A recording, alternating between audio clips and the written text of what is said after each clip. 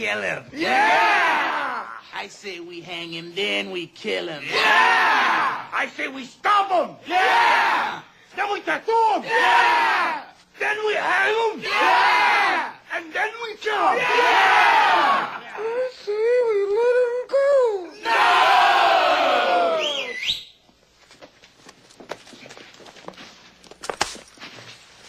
I say you let me have him first.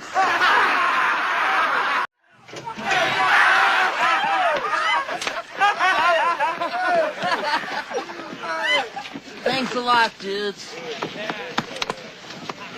I hope you find your bike, man.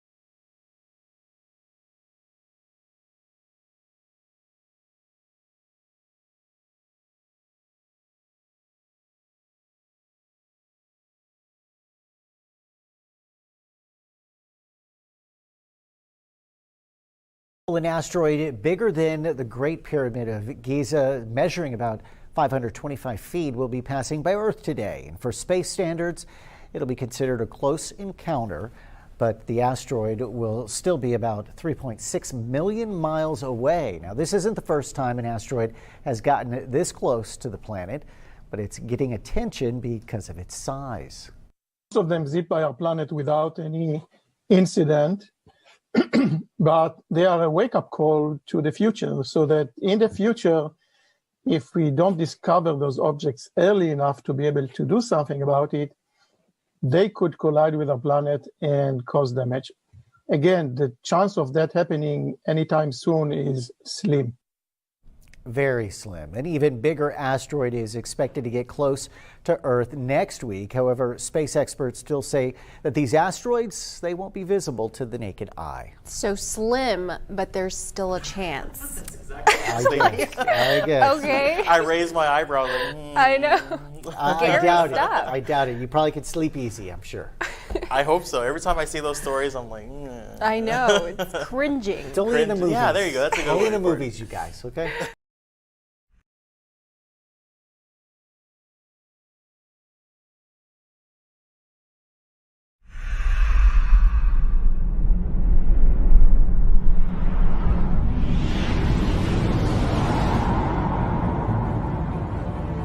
In the beginning, God created the heavens and the earth. And God said, "Let there be light." And there was light.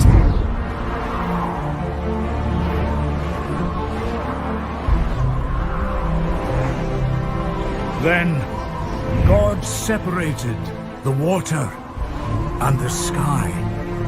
He formed the seas and the land.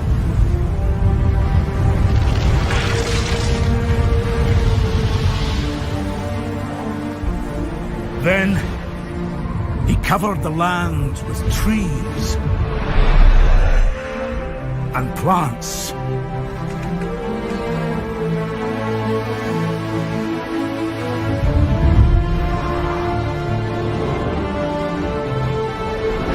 Then he filled the world with all the creatures of the sea.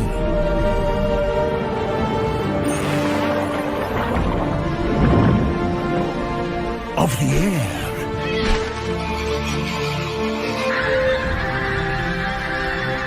and all the creatures of the ground.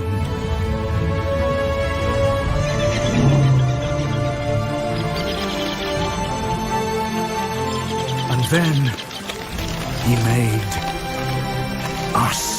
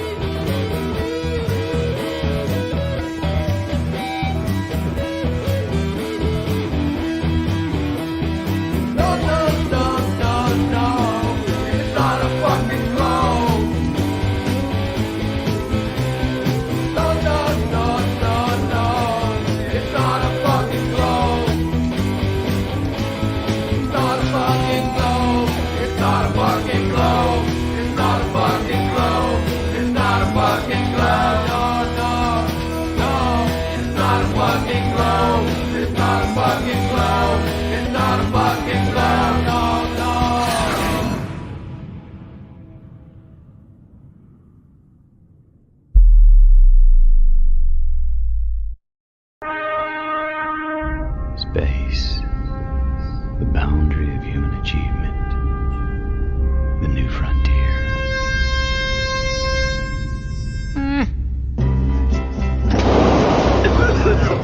It's just a cough. Yeah, right.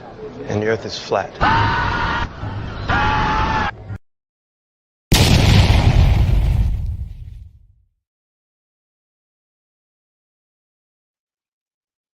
Christian. Very nice video. That was Christian Knapp and Ray Betts playing for dude. you. Amazing. Good job. I love that solo. You guys rock it out. Oh Enjoy yeah, it. dude. It's been a blast. That was Holistic Media that put that together. And she's over in England, and she does amazing videos. She did the other one we did, They Lie to Us. And yeah, it's been really cool. I think we're building a pretty good fan base here for Levelhead. And that's what we want to do. Just keep putting out content, and getting people to listen and share the tunes. It's been good so far. I like how people can just be creative and use their talents to express themselves in truth. It feels good, right? To be able to do that, to express oneself, your talents, for a good cause. And, when people can do that, I get really inspired. So good job, you and Ray. Yeah. So are you guys traveling? Is that the plan?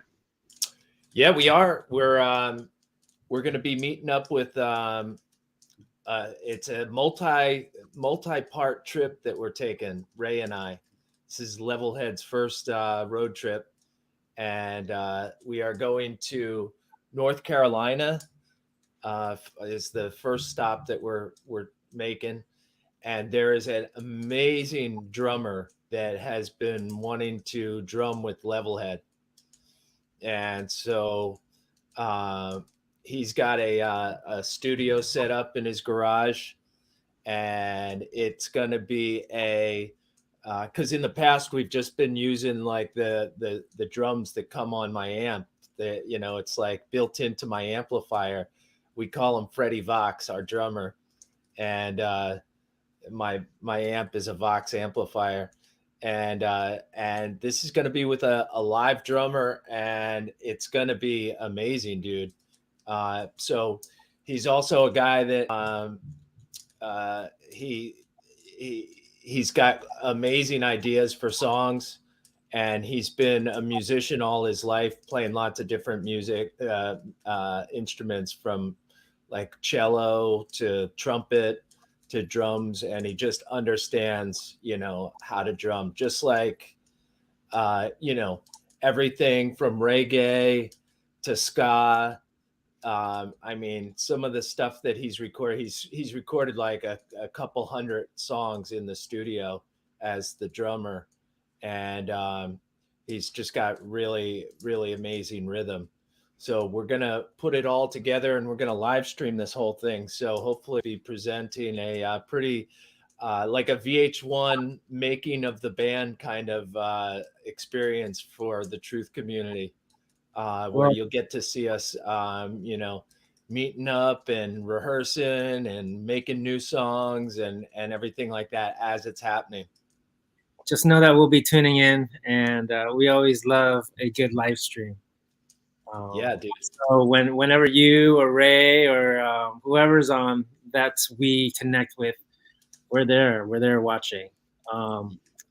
So our last video got kind of cut off a little too early. I think our viewers wanted to hear more. We only got to point one of how to be a happy truther.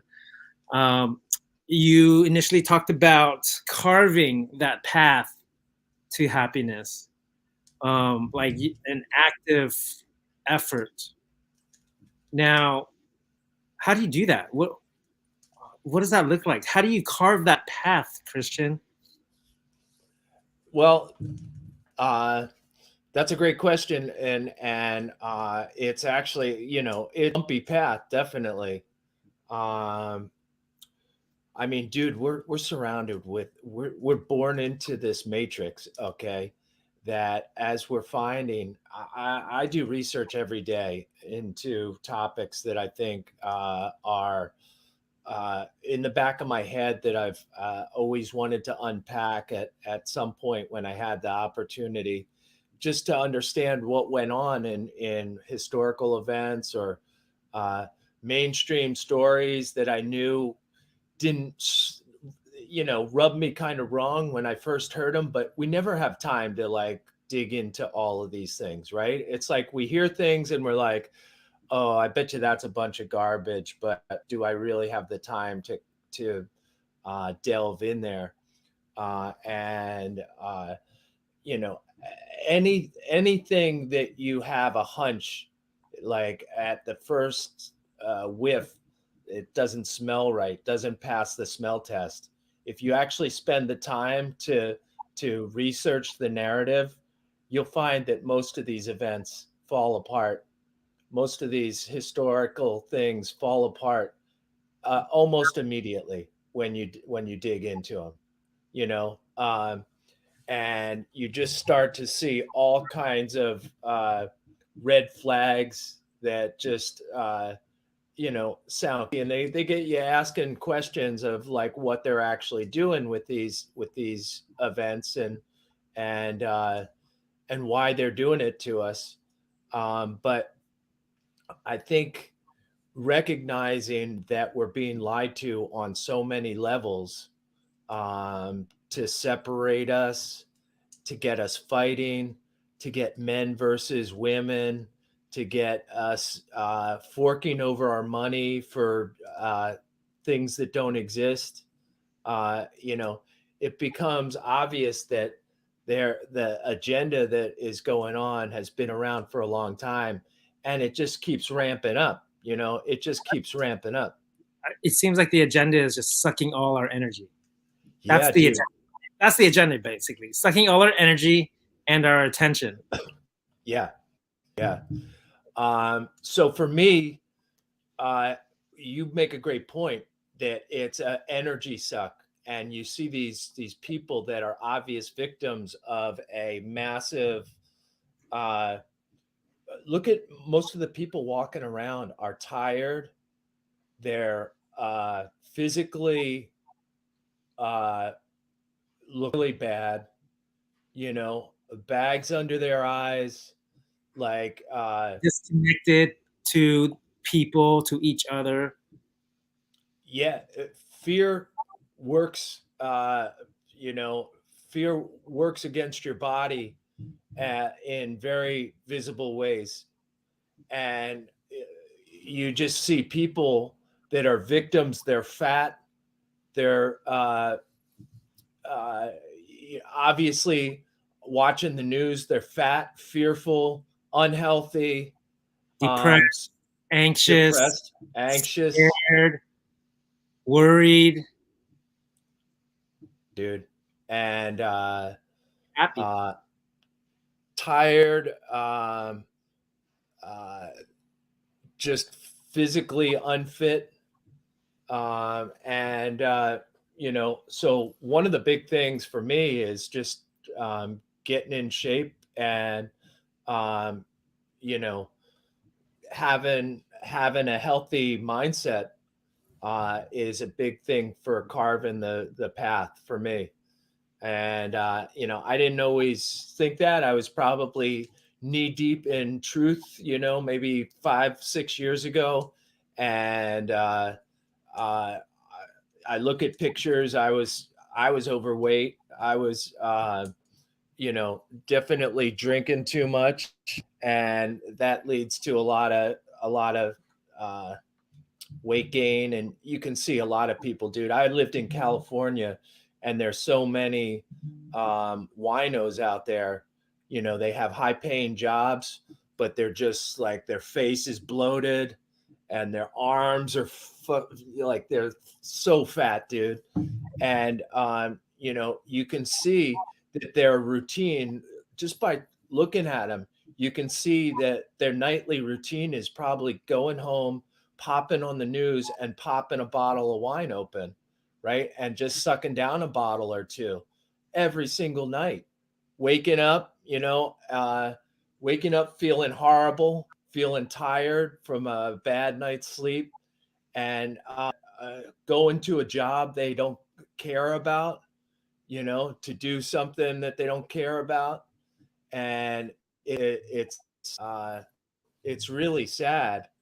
And so for me, about 2004, 2005, I was knee deep in research in 9/11, right? And it's a depressing topic when you think about the war that we're waging, the torture that we're waging. I started thinking about like what country am I like?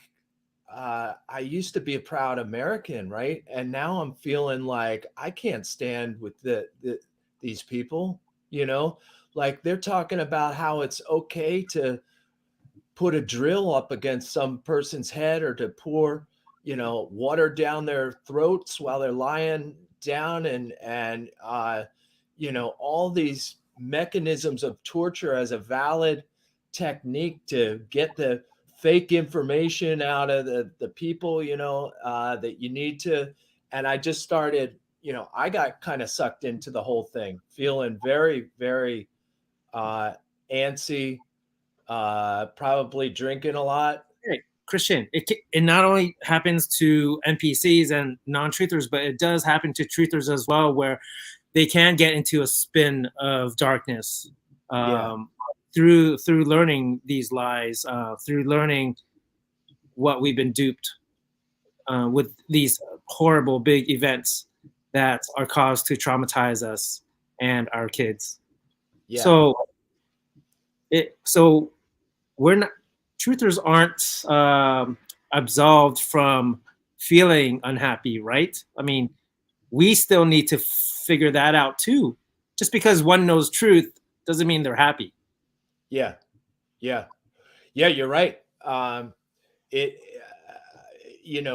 people that were totally blind to the 9/11 event, they were unhappy for one reason, and that was that they felt like they were being attacked by Muslim fundamentalists, radicalized and coming to get them, right?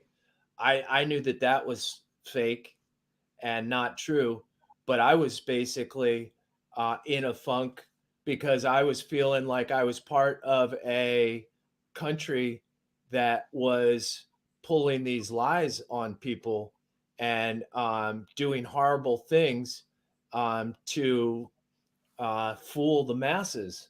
So if you think about it, no matter what you believe during those times, you're going to be in a funk.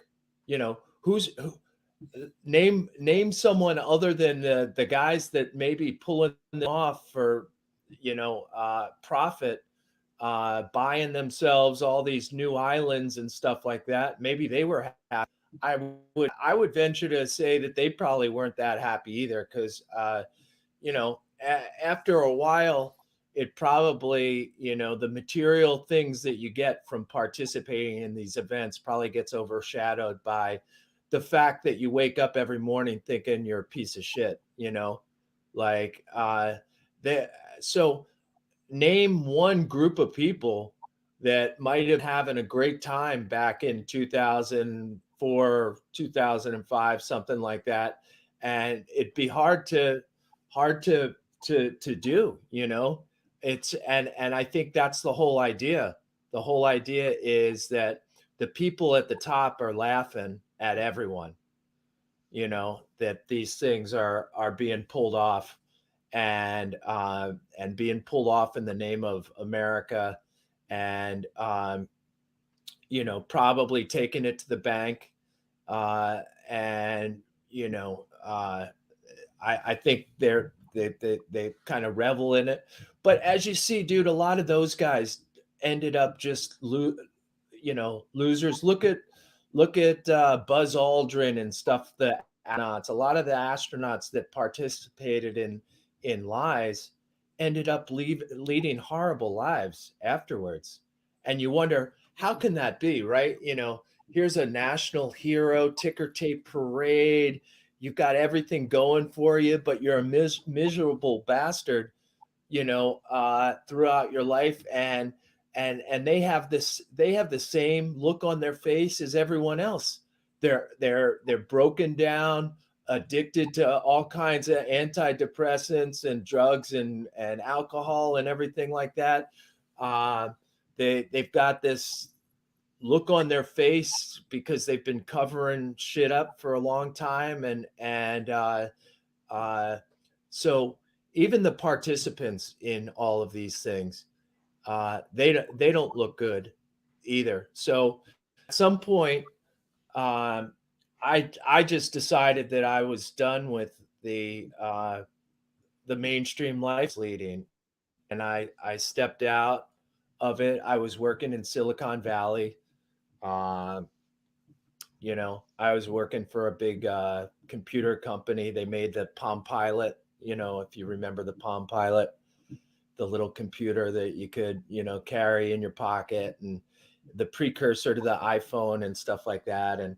And I, you know, I didn't want to be in high tech anymore. I was done with, and I grew up, you know, from the 6th grade on being in computers, and just loving computer science and everything like that. And then I started realizing that this is all just kind of like a,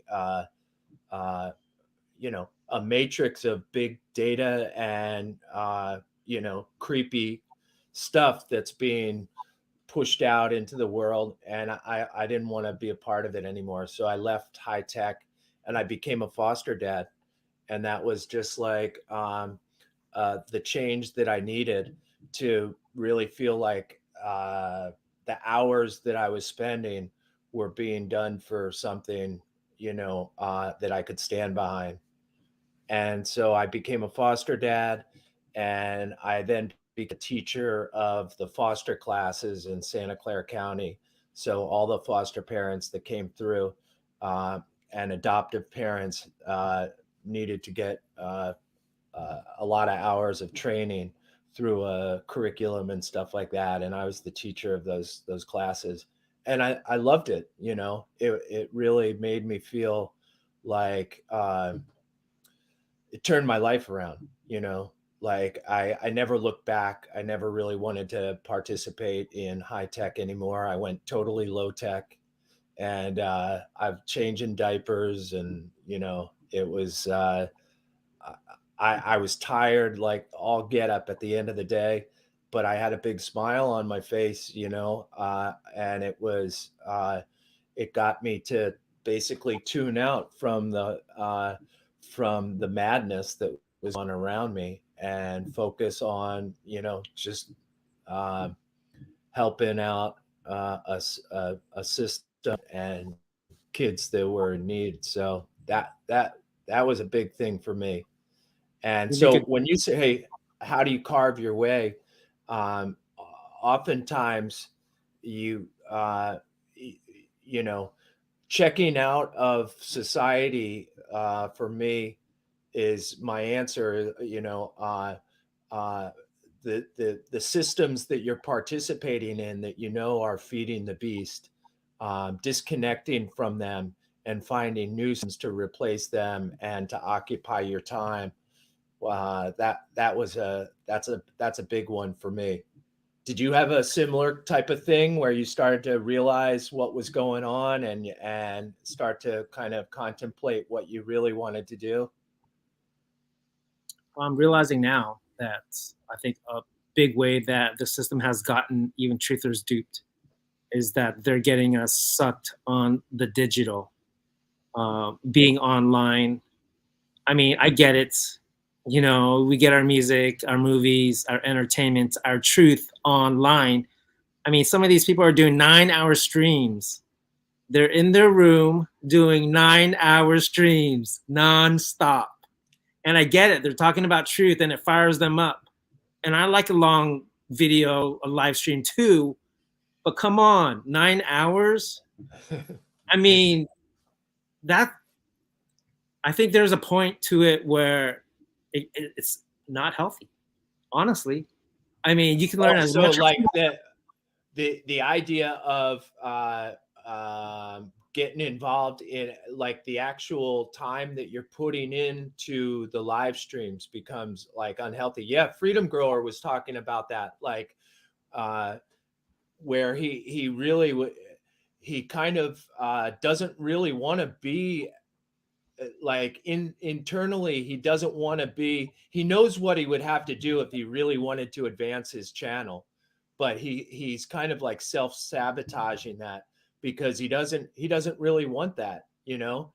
He's got a lot going on in his life, and he knows that it would be maybe 9-hour streams or whatever, and he's like you know, so that's what you're talking about, right? You're talking about like truthers that kind of like throw their life into the world of streaming.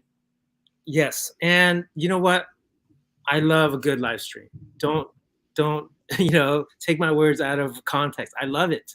However, there's a point where it is not healthy, that we need to get outside into the physical. I think we've been duped into thinking that the digital route is the best route, but no, it's not. It makes me not strong, not healthy. I need to go outside in the sun, interact with human beings, not just words on a chat forum. Avatars.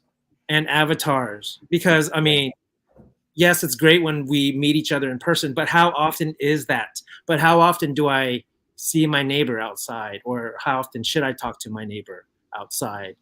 Or go to the park, hang out?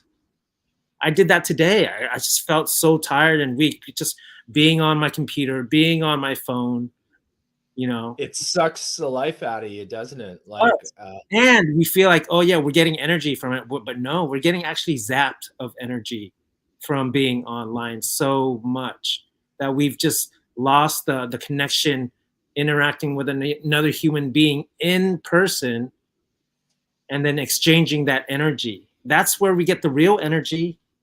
Real good energy is in human form, physical human form. And I have to remind myself this, because it's so easy just to be stuck in this room talking, and I love our conversations, Christian. It's one of the best that I have during my whole week. However, I need to realize that digital is not the best way. And I think truthers need to understand and talk about this more often, because that's how they're getting us, you know, weak. Your dog agrees. Your dog agrees. My dog's going outside, getting out of the digital and into the physical. Definitely. You know, that's a great point. And, you know, like I also heard Freedom Grower talking about, you know, the people that we've met online are acquaintances, right? And he was kind of looking at, and the people that were in his on his live stream were talking about, is that a suitable replacement for physical face-to-face, you know, conversations with real people? And it is interesting how we love to think about the truth community and how many acquaintances we've met online, and we call them our friends and our family and stuff like that. But are they really, right? You know, like there are people that I know just virtually, and I love chatting with them. I love when they pop into the live streams and contribute to creating content and everything. I think that's really cool. But you know, we really don't have any idea who these people are in the real life, and that's what really kind of got me out and really wanting to do this thing with Levelhead. Because if we can succeed with Levelhead, it's about really going around and bringing people together to do shows and to meet face to face, and you know, really interface with live people, and develop friendships that hopefully are much more than digital friendships. You know, it's a little bit of what I experienced with the Grateful Dead community. I got to go to one actual Grateful Dead show back in the 90s. And I realized that these people were interfacing in such a cool way. They were seeing each different shows. They had stepped out of society in a way to just travel around with the band, which sounds kind of crazy. You know, how are you going to do everything? But they kind of this economy that made it possible to sell T-shirts or what have you, and make it to the next venue, and so forth. But yeah, it was a real cool community that I saw, and I saw something much bigger than chat rooms, you know, in the parking lot of a Grateful Dead concert. So, you know, I think if we can kind of keep that momentum going and develop an experience that gives people a reason to come on out or travel, you know, and meet people face to face, be a worthwhile endeavor. So that's what we're doing. We're going to North Carolina to meet with this drummer. Then we're going to Stavely's meetup in South Carolina, which is on the 15th. We're going down to be with Tommy. You know, Tommy, we talk a lot offline, you know, and I've met Tommy once in real life, but it'll be a great opportunity to spend some days down there with him and do real things, you know. And so the other thing that I was thinking about was what extent is it healthy, you know, like we're really just talking to a bunch of people that you know, share a certain mindset with us about you know, about truth and deceptions and things like that. But what are we actually doing to engage the people that don't believe like us? And so, like, when you talk about doing a 9-hour live stream, like when it comes to activism or something like that, actually, you know, engaging some people on your friends list that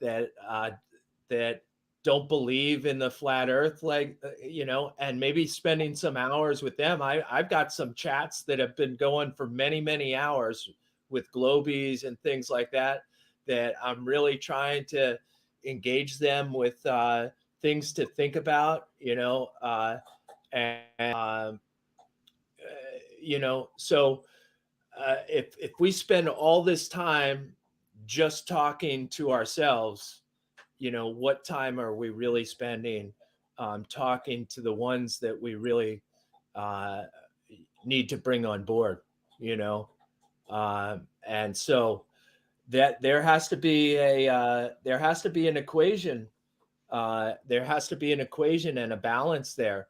You know, I'm going to spend this amount of time talking to my brethren in truth, and I'm going to spend this amount of time talking to people that don't believe in this stuff yet, but might be might be open to it. Maybe that means just going out to the park and starting up some conversations. That's one of the things I'm going to be doing more of in 2023. Is I've got a set of these eyeglasses that have a camera in it, right? So I'm going to be doing like impromptu conversation and people out and about, you know, in public, and you know, going up and talking to policers and just people out on the street, and trying to see where their head's at and see if I can drop some seeds on them, you know, of truth, and get them thinking about some things. Maybe there's a lot that we don't know about. Like maybe there's more of a percentage of people that are kind of questioning things that, especially after the, you know, all of the past few years, you know, there might be some really big questions people have about what they're doing in this world. And they just need some truthers to pop up in front of them and ask them some questions that challenge their thinking. So we have to be out there doing that, you know, it's not gonna do us anything just talking to our own little echo chamber, That's right. for 9 That's right. hours. I mean, it's good to learn, and I think I learn every time.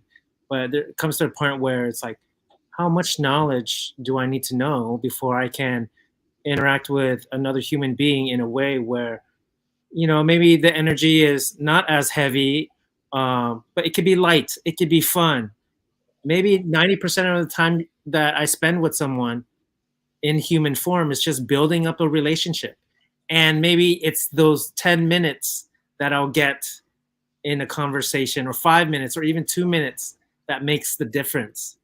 It's not just me pounding truth over their head 100% of the time. It doesn't work that way.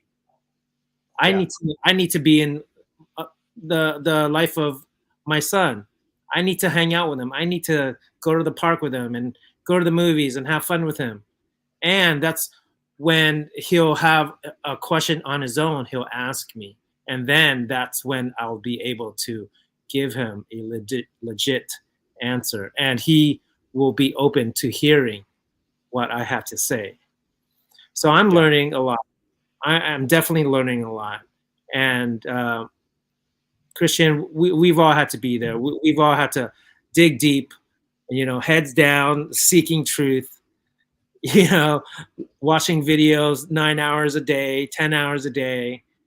But there has to be a point where we go beyond that we're not just stuck on that our truth evolves into something fruitful for not only us, but the people around us. That we're not just hating on people because we feel like they're NPCs and they don't get it.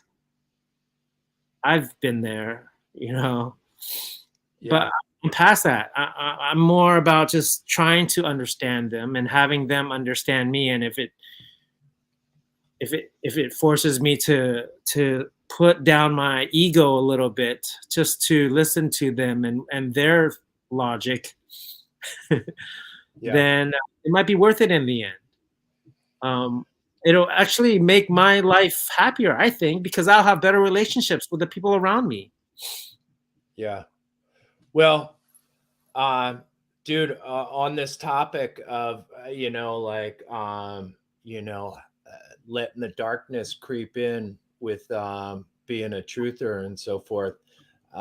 This is a little bit of bad news, but I just heard that if you know Three Fingers from the chat, Three Fingers, you ever see that name in the chat? Mm-hmm. He just died of a fentanyl overdose. Wow. Yeah. So it's pretty sad. And, I spent time with him in Myrtle Beach at his house, and he's shown up to a lot of flat meetups and things like that. And I knew he had problems, and eventually,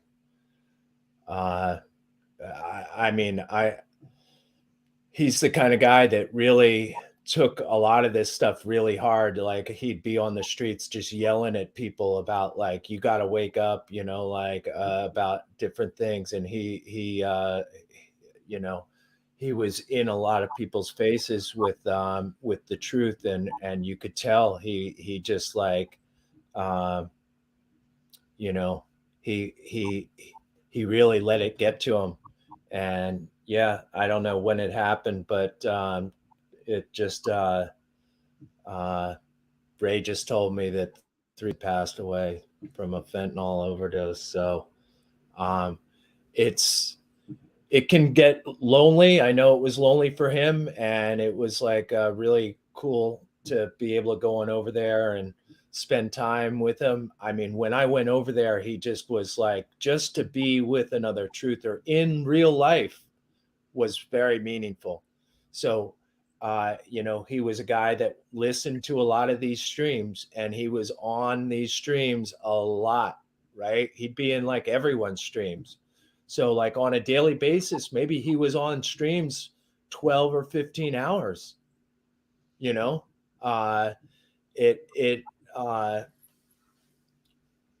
and if you think about it, it's not healthy, and it, I, you could see he was on a somewhat of a downward spiral. I didn't know that he was using fentanyl, but it doesn't really take too many times to get a bad, dose of fentanyl. Well, I mean, I'd always see him in my chats and other people's chats. He was very involved. He knew a lot of people. And Christian, you said you got to meet him in person. So in that sense, that was great that you actually got to meet him and see him in person, face to face. But yes, there is a lot of sadness. People aren't happy, even in knowing truth. You would think that the truth would set you free of your unhappiness. But but it can chain you down too. Yeah. I think it chained him down, and I mean, you could see that, he didn't get out all that much, and he was listening to all the live streams, and he was just like and then the dynamics in the live streams can also get to you. Like, not all the live streams are high vibes. A lot of the live streams have a lot of bickering going on, a lot of name calling going on, a lot of things that get people really upset in the live streams. I see arguments going on in the live chats all the time. I see arguments between people that are on a panel and in the chat.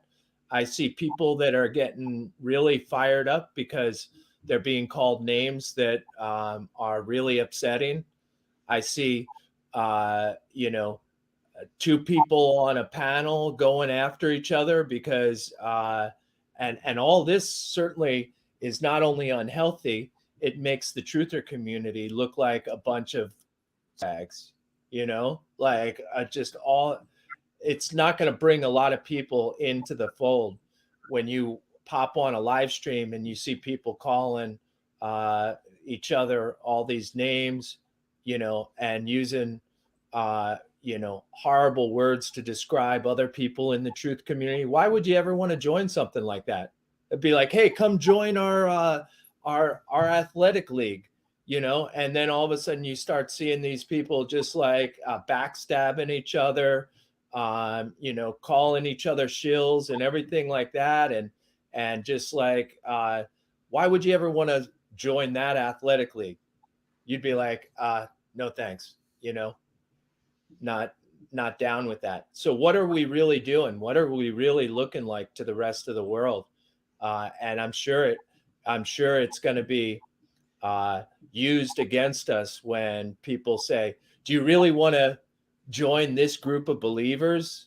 When you see them doing all this kind of stuff, it's like really doing it to ourselves,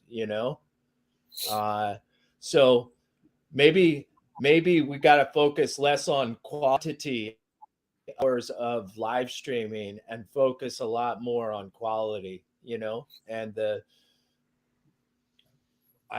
this is kind of what we're talking about, and the nature of our conversations is how do we have quality streams, and how do we find happiness in this community without getting sucked into the vortex?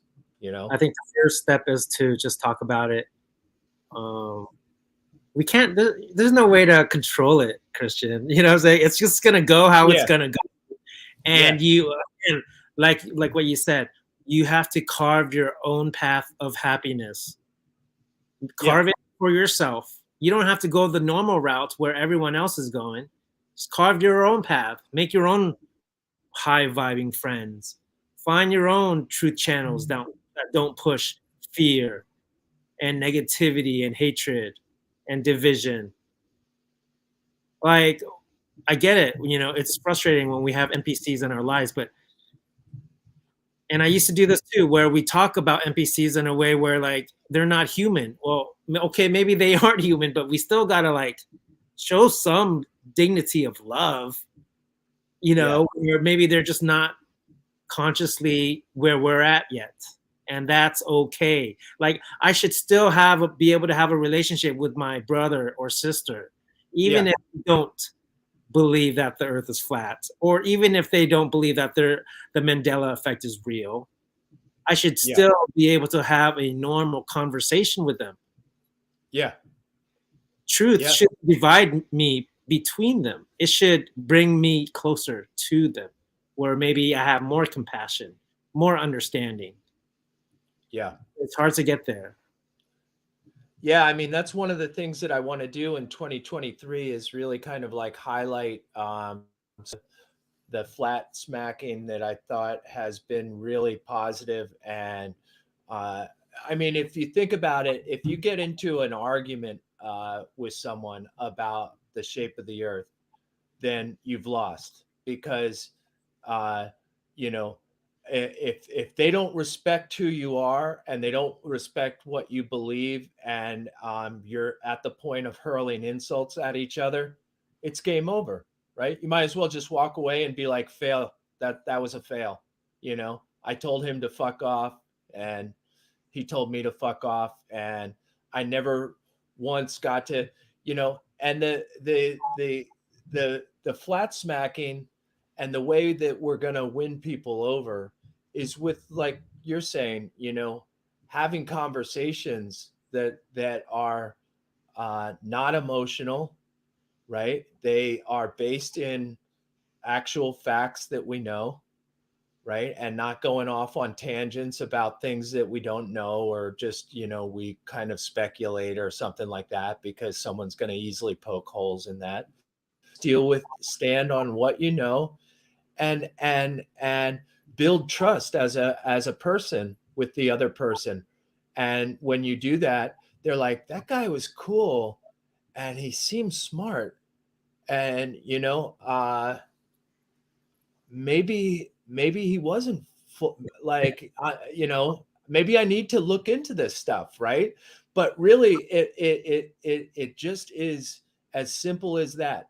That person was nice, they were fun to be around, they had some interesting things to talk about, and maybe I should go look at that stuff. That's the way I really have seen successful flat smacking. And there are people that do it well, and there are people that don't do it well at all. You know, I've learned that people who are most open to your truth are the ones that actually like you and want to be around you and want to ask more questions. Yeah. Instead of, oh, that guy's a dirtbag, he's such a jerk. He might know what he's talking about, but the way he's doing it is just so messed up. Like, I'm not going to listen anymore. Like, how many people have thought of that about us? You might be right. You might be 100%, 120% right. If there is a way to be 100%, 20% right. But you the know way what? we do yeah. But if the way we do it is not out of love, it's like their ears are just totally closed, and there no way are they going to process it in a way where it's going to be meaningful to them. Yeah. I love just dropping something into a conversation, right? Where it has, and you quickly move on. This is a tactic that I love doing. Okay. I'm talking to someone, let's say about NASCAR, right? And auto racing. And it'll be like, oh yeah, I was down there in South Carolina. I was playing, I have this flat earth band, and we were down there watching this NASCAR race, and they're like, whoa, hold on. You're what? You're in a flat earth band? And right? Like you've actually moved beyond the point, right? And they get you to back up and start asking you questions, but you've kind of like moved on. You just like slipped it into the conversation, right? Dude, it is a great technique because all of a sudden they're driving the conversation, right? Like, whoa, stop. you're actually in a band, a flat earth band. Like, tell me about that, right? Oh yeah, we just play tunes, about like the shape of the earth and how NASA's lying and stuff like that. What? NASA's lying, right? And the next thing you know, it's like they're the ones that are driving the flat smacking, right? That's right. And it's like you try to keep making attempts to get back to your NASCAR story, right? And they're just like, I'm still blown away by the fact that you think that the earth is flat, right? And it's like, oh, it's nothing, dude. Like, it's just like, hey, you believe it's round, I believe it's flat, right? But like, and all of a sudden they're like, how could you think that it's flat? And you're like, well, you can just see, like when you look out on the ocean, there's like, if something disappears and they tell you that that's the horizon, you could just get binoculars or a camera and just zoom in on that thing. And so it, like, all the math that they give you just kind of falls apart. Wow. And all of a sudden back to the NASCAR story, right? And you're just like trying to finish this NASCAR story, but meanwhile you've just hit them with like 3 different proofs. You know what I'm saying? What you did was you just Jedi mind tricked them. You just Jedi mind tricked them. Yeah. And you've connected with them on NASCAR, right?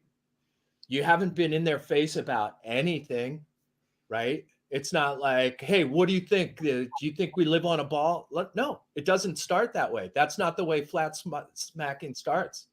Do you think we live on a ball? Well, guess what? You've already got them on their heels, right? In a adversarial pose. You know what I'm saying?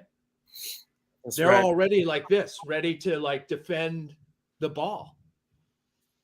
And if you drop all those defenses just by slipping in some things that you believe into a conversation about something totally then, and you've built rapport, trust, and all of a sudden it becomes a much different experience. There isn't any room in that conversation for them to call, for there to be name calling. I love it when they find out that I'm a flat earther, and like what you said, like I don't just throw it in there like as like, oh, I'm a flat earther. But once they find out through a conversation, they're really surprised, because a lot of times they know me for me, who I am prior knowing that I'm a flat earther. So the fact that once they find out, it's like, wow, Hugh, he actually believes in flat earth. And he's what are the let me ask you some questions. I love that because it's natural, and it becomes fun and light. I'm not trying to convince them. I'm just sharing with them my beliefs, and it's great. I love it. Yeah. Let them drive the conversation, and they'll be like, I thought you were smart, dude, and now I found out you're a flat earther. Like, tell me about it. Tell me about it. Right. Today we're talking about how to be a happy truther. We're going to take a break. Christian, think as we come back after our break, think of the next tip that you have for our viewers of how to be happy. All right. Sounds good, man.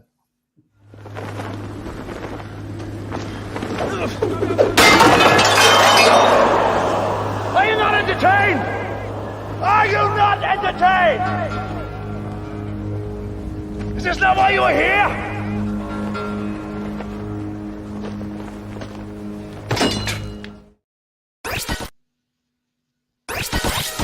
It's time for a battle.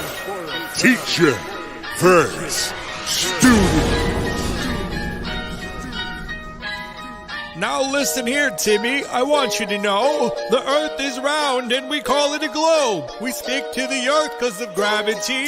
It's what surrounds you and me. There's books and pictures for you to see. From outer space, Earth's round as can be. Sorry, Mr. Roundy, but your pictures are false. Photoshop created by the click of a mouse. Those books you talk about are made for the sheep. All your science is just killing the trees. Page after page of fantasy, and the rainforest is your casualty. Now, Timmy, those trees are cut for a purpose. I mean, just look at the Earth's surface. If you look out at the open sea, you can see boats disappear slowly. That's because of Earth's curvature. because the world is circular. Mr. Roundy, your eyes are old as shit, and that's something you need to really admit. So next time you stare into that ocean, take a telescope. It's like a magic potion. From there you can debunk your own words, and afterwards, you can stare at some birds. Well, Timmy, that doesn't change the fact we have astronauts going round and back. They have live feeds, you can see their face, and there's a huge space station in space. What do you say to that, I ask? How do they pull off that task? Mr. Roundy, have you ever heard of Hollywood? Check it out, it can do you some good. As for your space people, Dillio, why don't you have them zoom out the window? Let's see them focus on a plane in Australia. If it's flying backwards, is that strange to ya?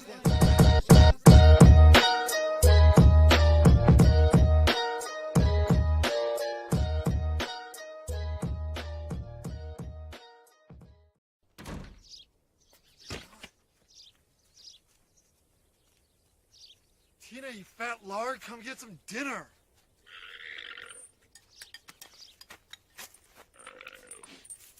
Tina, eat.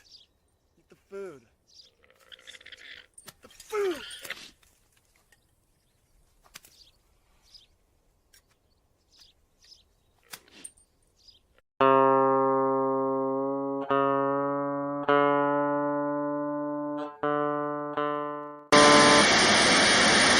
We are concerned about troubling trend of irresponsible, one-sided news stories plaguing our country. The sharing of biased and false news has become all too common on social media. More alarming, some media outlets publish these same fake stories without checking facts first. The sharing of biased and false news has become all too common on social media. More alarming, some media outlets publish these things simply aren't true without checking facts first. Unfortunately, some members of the media use their platforms to push their own personal bias and agenda to control exactly what people think. And this is extremely dangerous to our democracy. This is extremely dangerous to our democracy. This is extremely dangerous to our democracy. This is extremely dangerous to our democracy.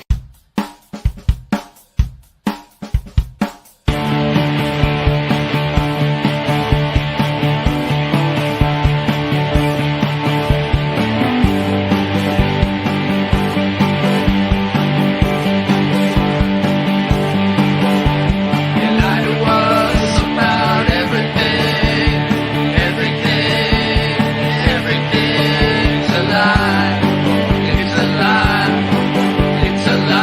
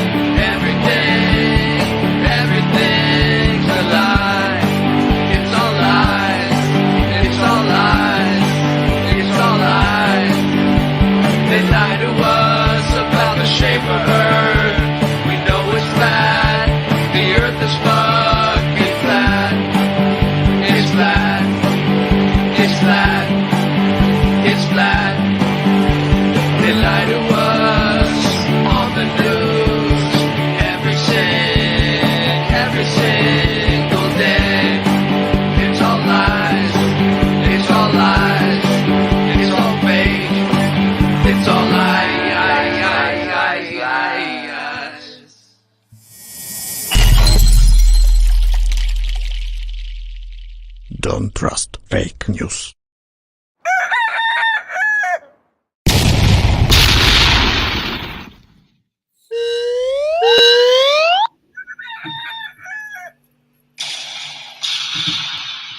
Good job, Christian.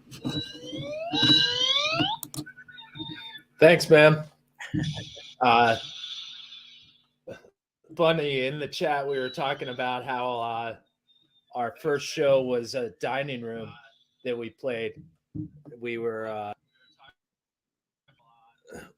playing that first show. There's footage in there of us playing Joe and Faye's dining room, and it was packed. They had we had a full house, dude.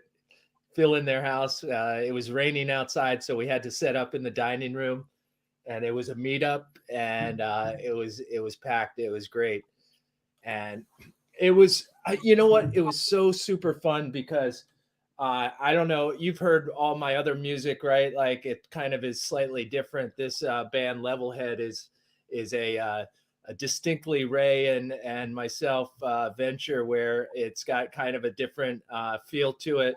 And we really kind of spent a lot of time, working on some songs and everything like that. And we used the meetup at Faye and Joe's house as like a point in time that we were gonna spend, a number of weeks getting ready for, and getting in tune with each other and crafting a sound and everything like that. And I'm sure we had it too loud and things went wrong and stuff like that. But it went over really well, and we got a great reception, and it was like a springboard event for us. So it really got us to work hard. I went over to Ray's house like just about every night leading up to the event, and we were rehearsing songs and getting our setup in shape and figuring out how we were going to plug in everything and solving all those issues. And so it was really great. And that's one of those things that it really helps to have some kind of deadline that motivates you. You can kind of dream about things. We could talk about, a band and everything like that. But when you actually have a date on the calendar that was like, we're playing this event coming up in 3 weeks, we've got to have, stuff together. So we really used it as a motivator for us to get our stuff together. And it was great. It was great. Hey, Christian, it's great that you guys actually have made these songs. But I, compared to my experience camping, my favorite part of camping is not really the camping part. Yes, it is fun. But my favorite part of camping is actually the setup, getting like a list of friends who I know I'm going to be camping with. Yeah. Going through that experience, like what you said, happiness is definitely not a destination. It is part of the journey that makes it fun. So the fact that you can meet Joe and Faye and Ray and just be all in it together at that moment, at that time, that's the fun part. That's the happy part, because you're exchanging that good energy at that time. It's not just the result that makes it worthwhile. Yeah, it's definitely. That exchange of energy in person, face to face. You get to meet this person, they get to meet you. You don't know who they are at first. They don't know who you are. You kind of feel each other out. And then after a while, you build up this relationship and it feels good. It feels like really positive, light energy. Yeah, definitely, dude. And it, yeah. And definitely all the music up until that point was like in a very small space in Ray's house, and, just those experiences of, working through songs. And that was all, just time really well spent. And so you're right. It is a journey. And that's definitely, I think we could add that to the list of things that,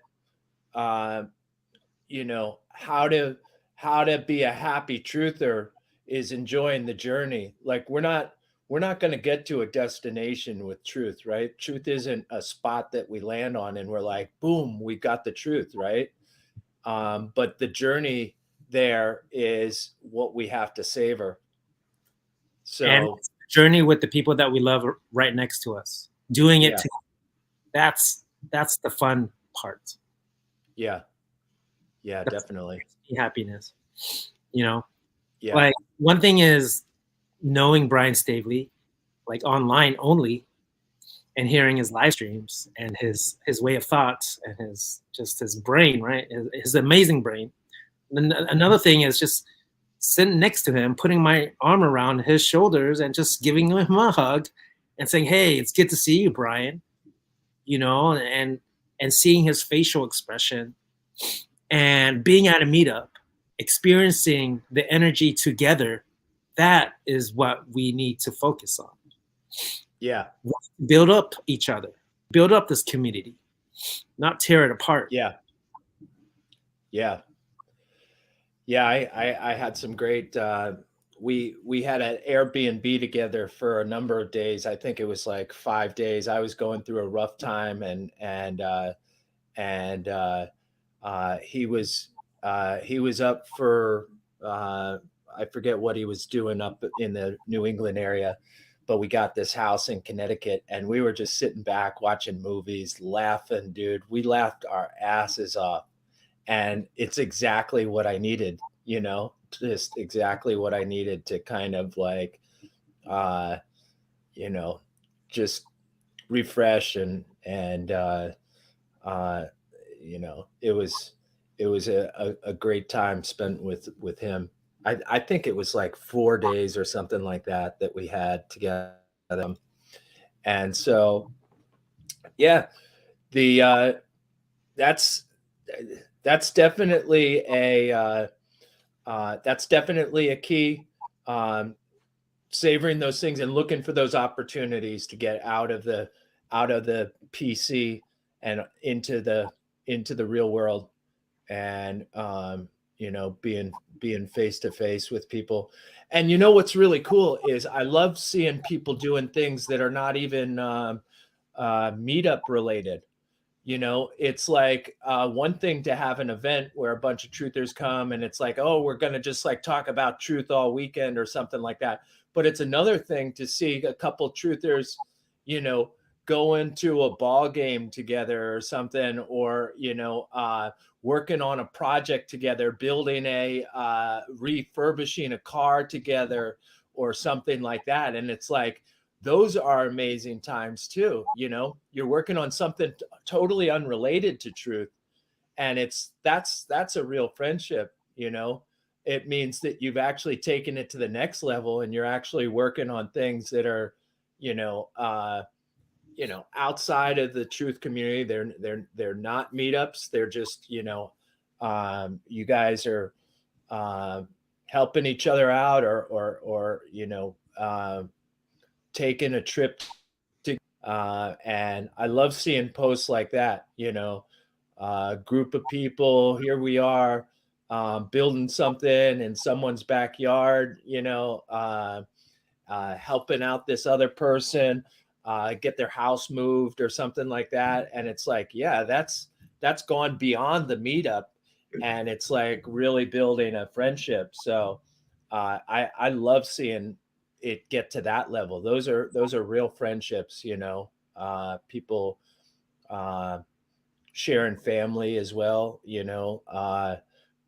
one group of truthers with another group of truthers out at a ball game in Los Angeles or something like that, and it's gone beyond the yeah, I love that. Mac Parhar was always good at that too. He was always kind of like involved in different things with different people and their families and stuff. And he had a gym and, he had people in all the time and stuff like that. So it was great to see him develop friendships that were really meaningful. But at the same time, I was going to say another key to this is like being, less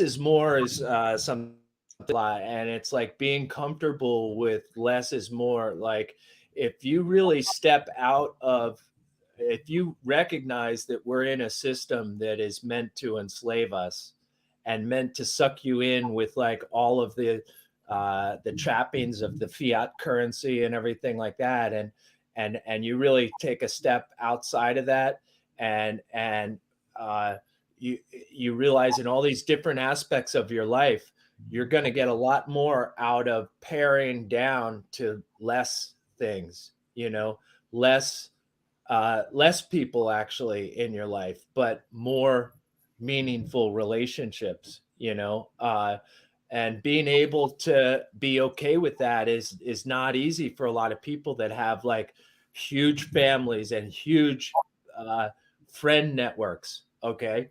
Like if you're not willing to like have conversations and be willing to take the arrows for what you believe in, and you just want to be comfortable in your massive group of friends, then like how far are you really going to go with things?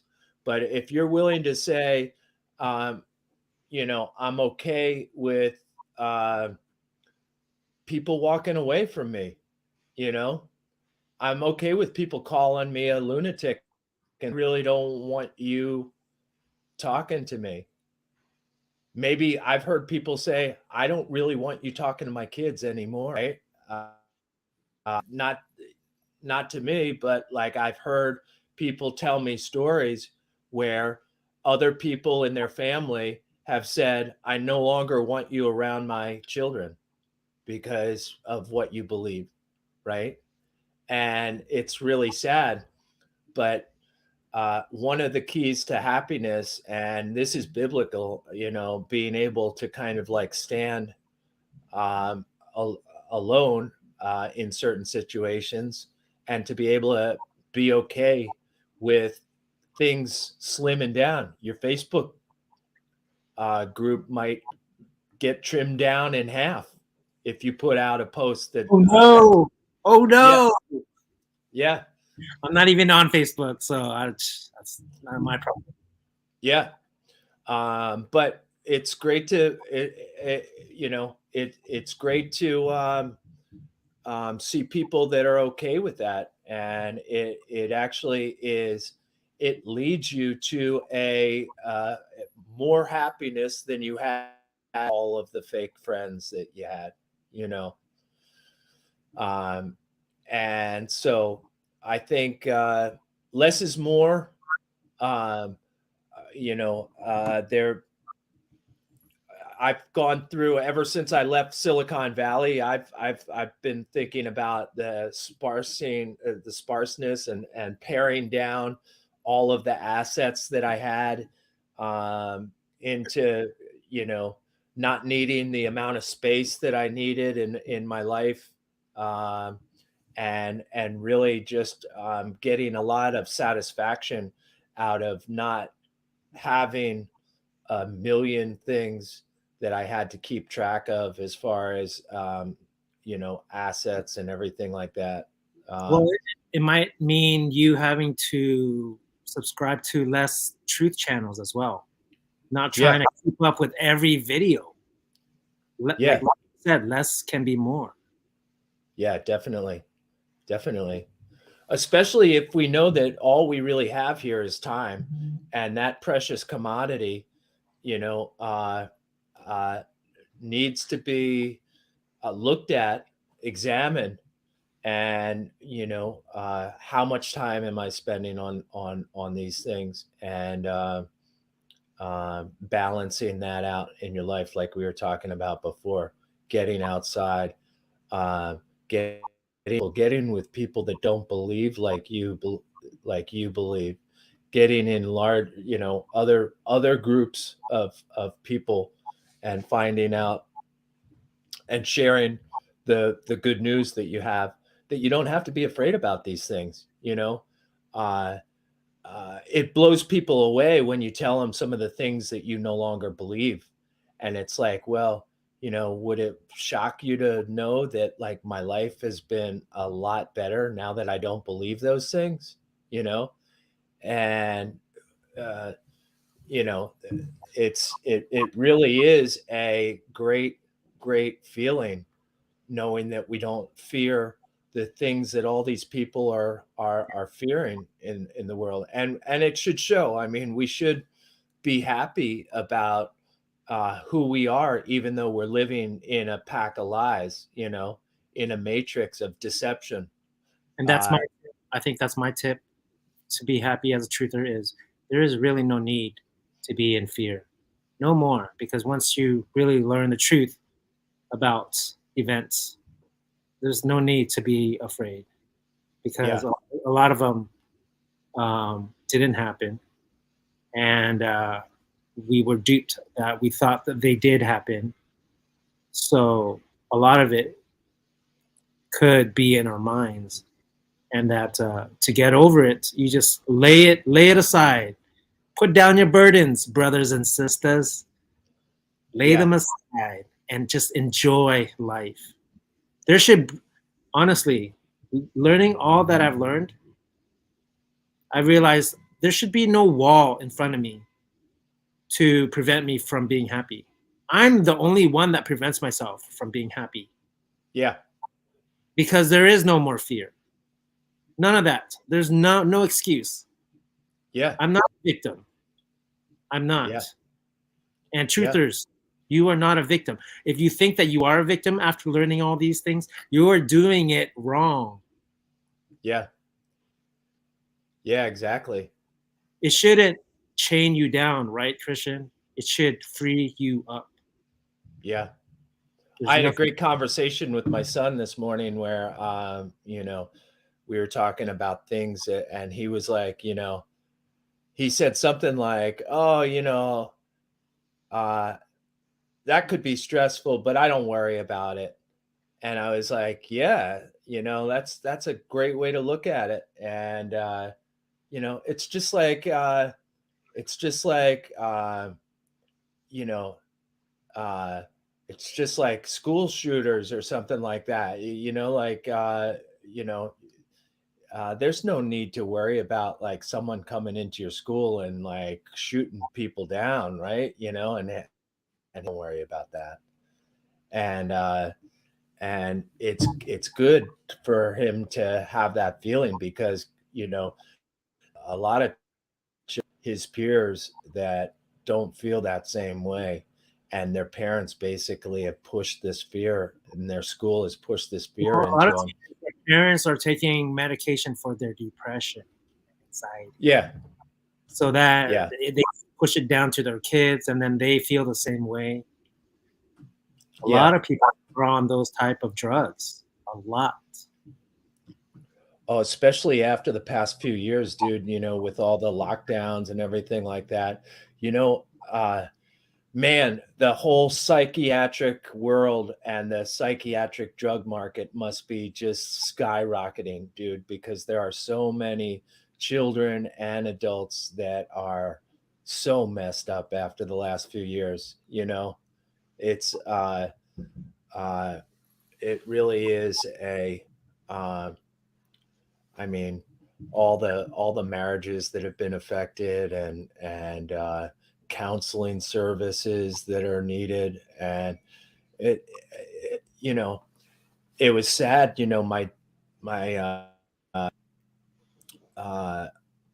I heard this story about this one girl that wears a mask, and I asked like why they're still wearing a mask. Do they think they're sick or something like that? And it was said, no, she just doesn't like her face. And so the mask is now a way for someone who just doesn't like the way they look to just cover it up completely, and just be like, and it's sad. They've kind of given a complete, like if you don't like who you are, guess what? You can just like throw a bag over your head, and no one will. And that's an acceptable way to walk through life. with a bag over your head because you don't like who you are, you know. They should make a legit condition. I don't like my face condition where I have to cover it.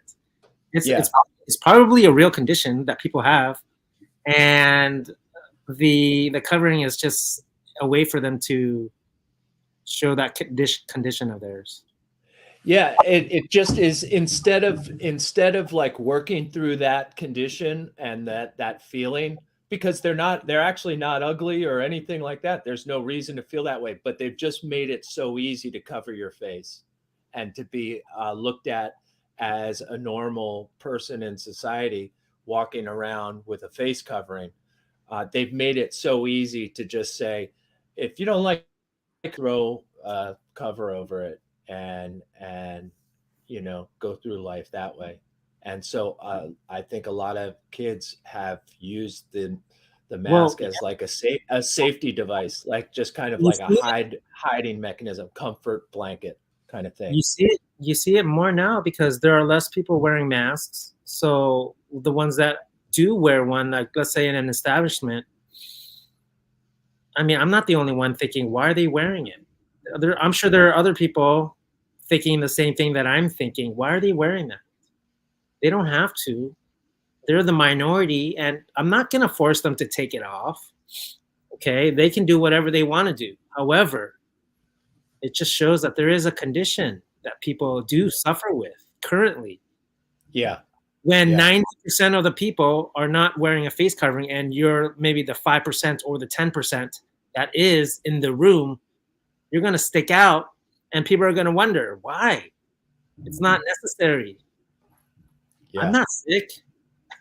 So, and it's kind of obvious that, yes, there is that condition, and it is so easy now to cover yourself up, thinking, oh, maybe I don't deserve to show my face, or maybe I'm ashamed of the way I look or who I am. And this is just a way of showing that to the world. I don't know what's going on in their head, but I think it's a definitely an illness. Not a physical illness, but a mental illness. Because you are covering your breath. God given breath that everyone should have free of. Yeah. Yeah. So you're compounding the issue, you know, like by covering your face, obviously your skin's not breathing, right? Which leads to acne and leads to, you know, all kinds of other things that might be going on. Lack of oxygen might make your eyes look, you know, messed up, might have an impact on your eyesight. You might be like, you know, drying out your eyeballs, right? From if you're wearing glasses and stuff like that, and you're just trapping your own breath. You're basically breathing on your eyeballs by wearing a mask. And you know, all of that kind of stuff. Who knows what happens to when your blood gets less oxygen in it and it's flowing through your body with less oxygen than it needs, you know? Does that have an impact on the organs that it's flowing through? I don't know. I don't know. I mean, they haven't dropped, so it seems like they're fine. I let them do what they want to do, you know. I do me, and they do them, you know. So that's where I come to the conclusion is I really can't worry about other people anymore. After what 2020 has taught me, I can't worry about them, because once I try to say something or you know, put my foot in the way of what they want to do, it doesn't go well. One time I was at the mall, and there was a UPS guy. You know, he drops off packages at the mall probably every day, and it sounded like they were having a great conversation. They were laughing, right? And the dude comes out, and he has a mask on, and I asked him, like, oh yeah, you guys are joking, right? You guys are having fun. He's like, yeah. Oh, you know, we see each other every day. We talk to each other every day. Blah blah blah. And I said to him, you know what? Maybe you should try to like take down that mask one day so they can see your smile as you're joking with them and you're smiling, and that they see you. And he's like, oh, okay, I'll think about that. But it's like, man, hey, that's a suggestion. It might be good for them to see your face, but think about. I just wonder the whole, I don't know, 2 or 3 years that has passed. Have they ever seen his smile or face as he comes in every day to deliver the packages to them? Same guy, same dude. How much data is conveyed with like your mouth and your smile and everything like that is huge. Studies have kind of talked about what the baby and how meaningful it is to see the face and the mouth and everything like that, and you're bypassing all that. It's really sad. But who came in from out of town was No One's Flower. She's from Ireland, and she came to Boston, and I got to go out to lunch with her. Ray got to go out to lunch with her, and she walked into a Staples and was asking about something that they had at Staples, and the guy, had his mask on, and he's like, right? And she goes, what's that? And he goes like, and she's like, could you please, I can't hear you through the mask. Could you please get someone without a mask? And I was like, hey, that's a pretty brilliant tactic. Just simply asking for someone. I don't have the best hearing, and I find it very difficult to hear people. So I'm going to start doing that. If I legitimately can't hear people after asking them to repeat it once, I'm just going to ask to respectfully speak to someone that doesn't have a mask. How long did it go? How long was the conversation for? They had to ask a few times, and then finally they ended up like getting kicked out of the store. It's like they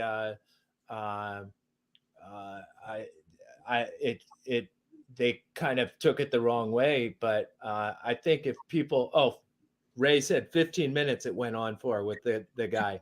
I can't hear you. I can't hear you. 15 minutes of this. Yeah. Can you get something else? And they ultimately got denied service, from the store.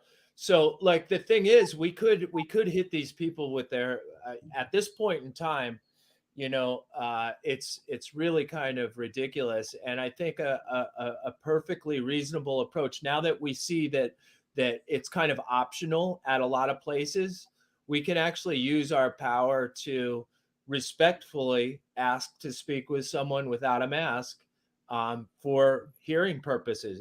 Especially if you're trying to get details, if they're trying to tell you about a product or something like that, or you're trying to find out where something is located and you really can't make any sense. Maybe these stores will get the message when people continually are asking for unmasked employees.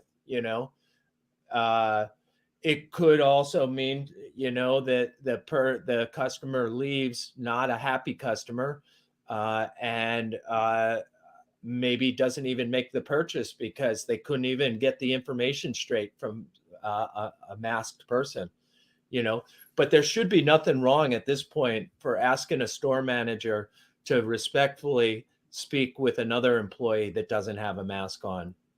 And you can always point to yourself. Listen, I don't have the best hearing and I'm having a tough time talking with your sales associate.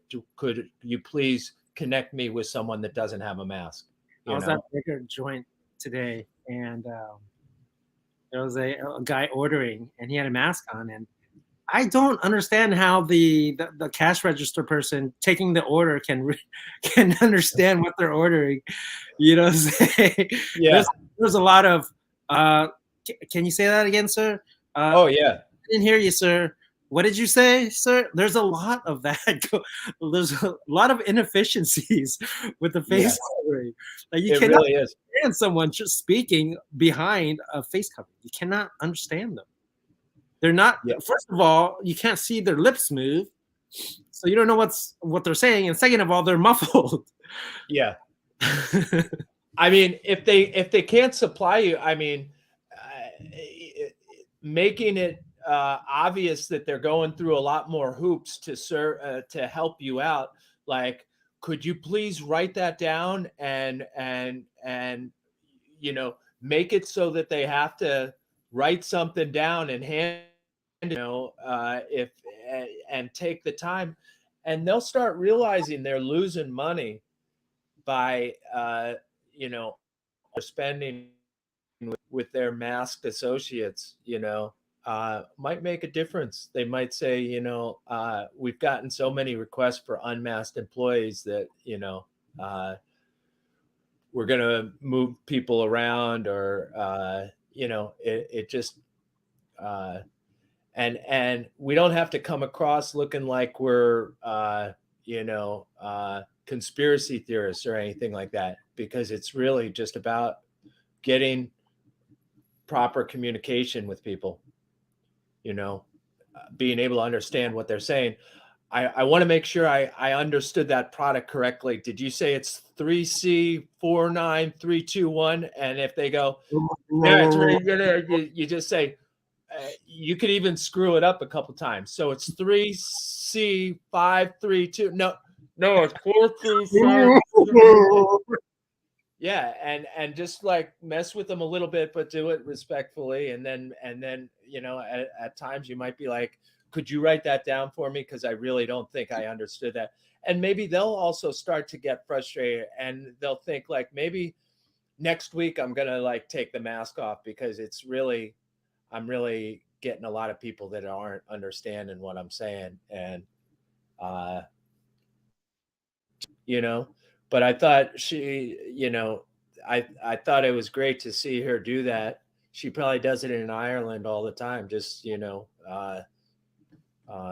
asked to speak with people that you can properly communicate with. And at this point, it really is hard to kind of just like look these people in the eye and have a normal conversation about the products that they sell, while they're. You know what? I want to have compassion on these people. Can we? Is it possible to have compassion on these people and not just look at them as NPCs? I mean, to still wear it, your mind has to be in a certain place. Can you connect with them, Christian? Is it possible?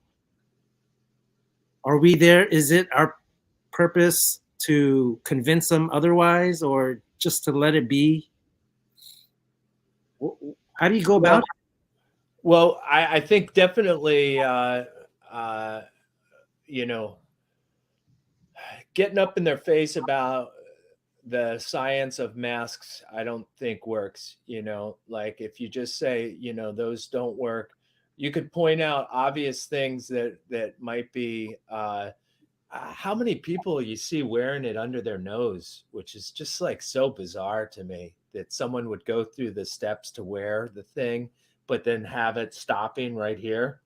It's like, hey, I'm not sure. You could mention it to them. I'm not sure if you're sick or not. And if you're wearing a mask because you're sick, I just wanted to let you know that like a lumps out of your nose too, and you really, if you are sick, you're not really covering it up properly, and just pointing that out to them might be, reaching out. And then if they go, oh, no, I'm not sick, I just wear this, I just got used to wearing it, or something like that. You can have compassion at that point and be like, oh, wow,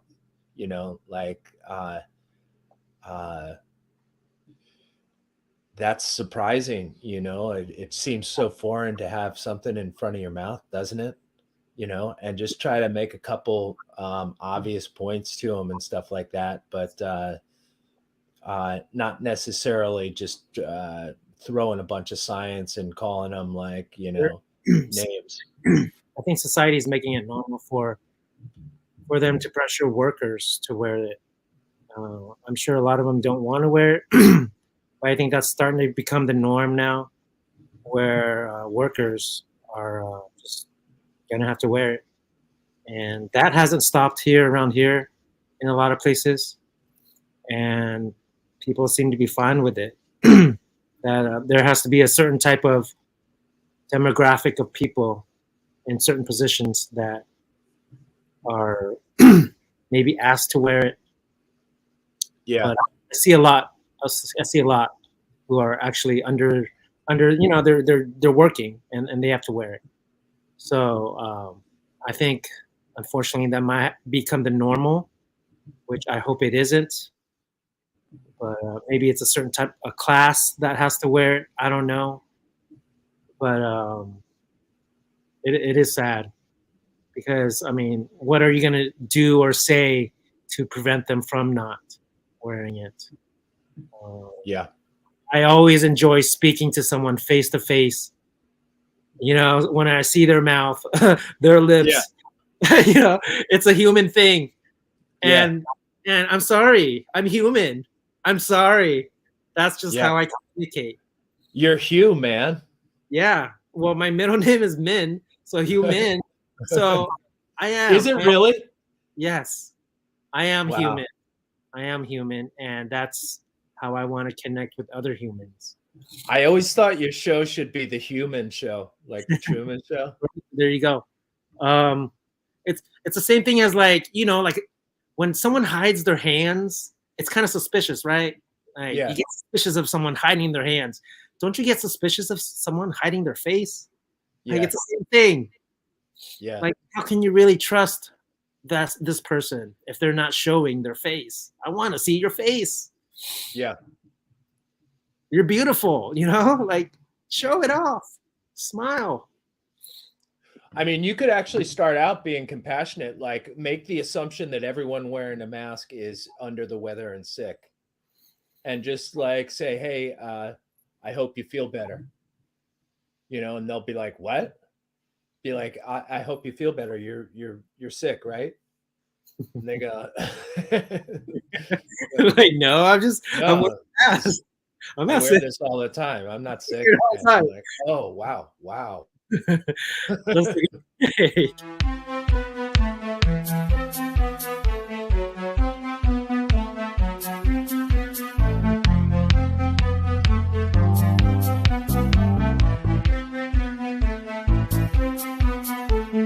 I wear my face mask in my car so I can virtue signal in my neighborhood.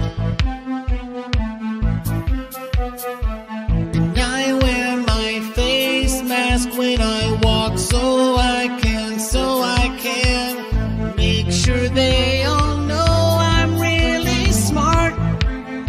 Keep your distance. While they're deceiving me, it cuts my immunity. TV's got control of me.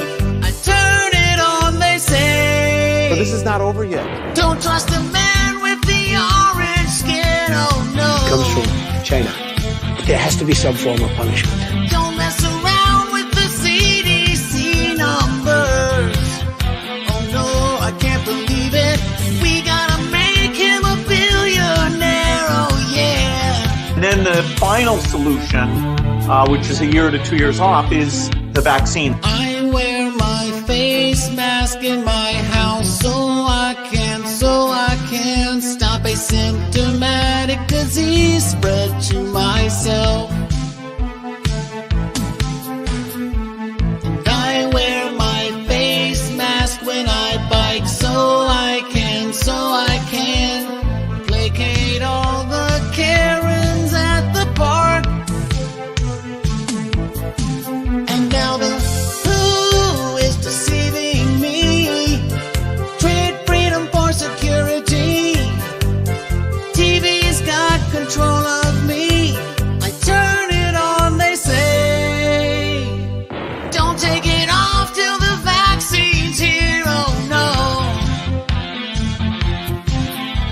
Get microchipped and go back to work, oh yeah. Oh no, I can't believe it. It's not just a nerd, he's like a doctor too, oh yeah.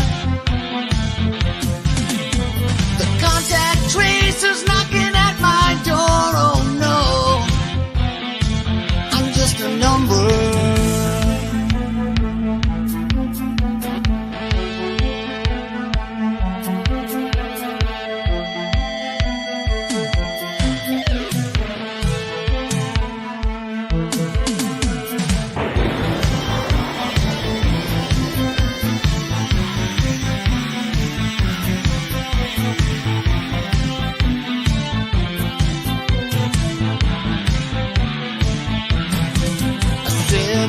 I wear my face mask in the car. I wear my face mask when I walk. I wear my face mask in my bed.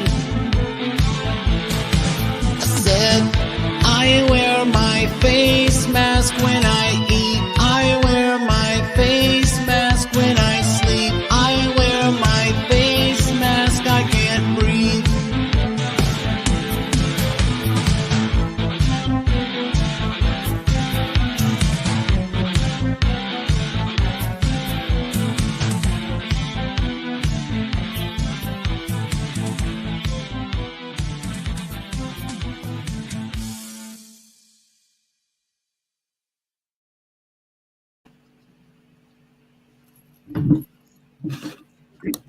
All right, Christian. I can only go for another 15 minutes. Yeah. So let's end with maybe one more tip on how to become a happy truther. You want to go first? You want me to go first? Well, I'll go first by asking you a question. How about that? All right. What do you think about, what are the kinds of things that you do in all this madness for like self-care? Now, I know you have a passion with the Volkswagen bus that you have, but like, what are the things that you channel your energies into outside of truthing that you would consider self-care? I would say to find a community outside of the truth community, just something normal. If you like music, get into a community of people who love music, meet in person, like face to face. That is self-care, believe it or not, because you are exchanging energy, like pure good energy. That's not negative. Find a community. Do that, please, please. Maybe go on dates. I don't know. I don't know what your thing is. Go for the swimming community. Go to the beach. I have my friends, my Volkswagen friends, but someone might not have that access. But maybe you love playing pickleball. Or that's an interesting one. I never until recently had even heard of pickleball. Me neither. It's kind of weird. It feels like a Mandela effect to me. Yeah, it does, doesn't it? For all of us, like we stepped into a different dimension or time zone that now has pickleball and now it's popular. And you know what's really weird is the guy named it pickleball because his dog was named Pickles. Seriously, did you know that? Is that weird? Like, why would you name a sport just because your dog has a certain name? Was the story that he was playing like fetch with his dog or something? I don't know. No, it just is like, hey, what should I call this? Oh, my dog's name is Pickles. It just shows to you like anything could happen in this reality. I think it was a personal Mandela effect that we all just jumped into. Believe it or not, that's my speculation and theory. Yeah. But yeah, a lot of people are playing it. There's a park that I go to next to my house. I walk there all the time, and that's where I get my self-care is to get off the digital. Yeah. Off screen and just walk at the park, and I see like 20, 30 people playing pickleball. It's amazing. Yeah. I feel like we stepped into a different dimension. That's just what I think. And that time changes. Not just like they just added pickleball to the reality. Yeah, it's like an upgrade, like a software upgrade. And I don't believe that we are in, like, let's say, a what do you call it? A what do you call it? Not a computer program. I don't believe we're in a computer program, but I do believe. But I do believe that we are on this physical format, this 3D format. But our real essence is in the spirit realm, is in the quote unquote ether. So in a sense, it is kind of a simulation, but not really. The playing ground here is our simulation. How we learn, how we experience life. When we eat a good meal, we get these great feelings inside, but our real spirit, where we're talking about, it lies up in the 4th, 5th, 6th, 7th, 8th dimension. We're only in the 3rd dimension, Christian, but our minds, our spirit is in the ether up there in the 4th, 5th dimension, 6th dimension. And that's my theory on simulation, whether we are in one or not. They want you to believe that we're in a computer system. I don't think it's a computer system or anything like that. I just think it's just part of life that we all have to experience.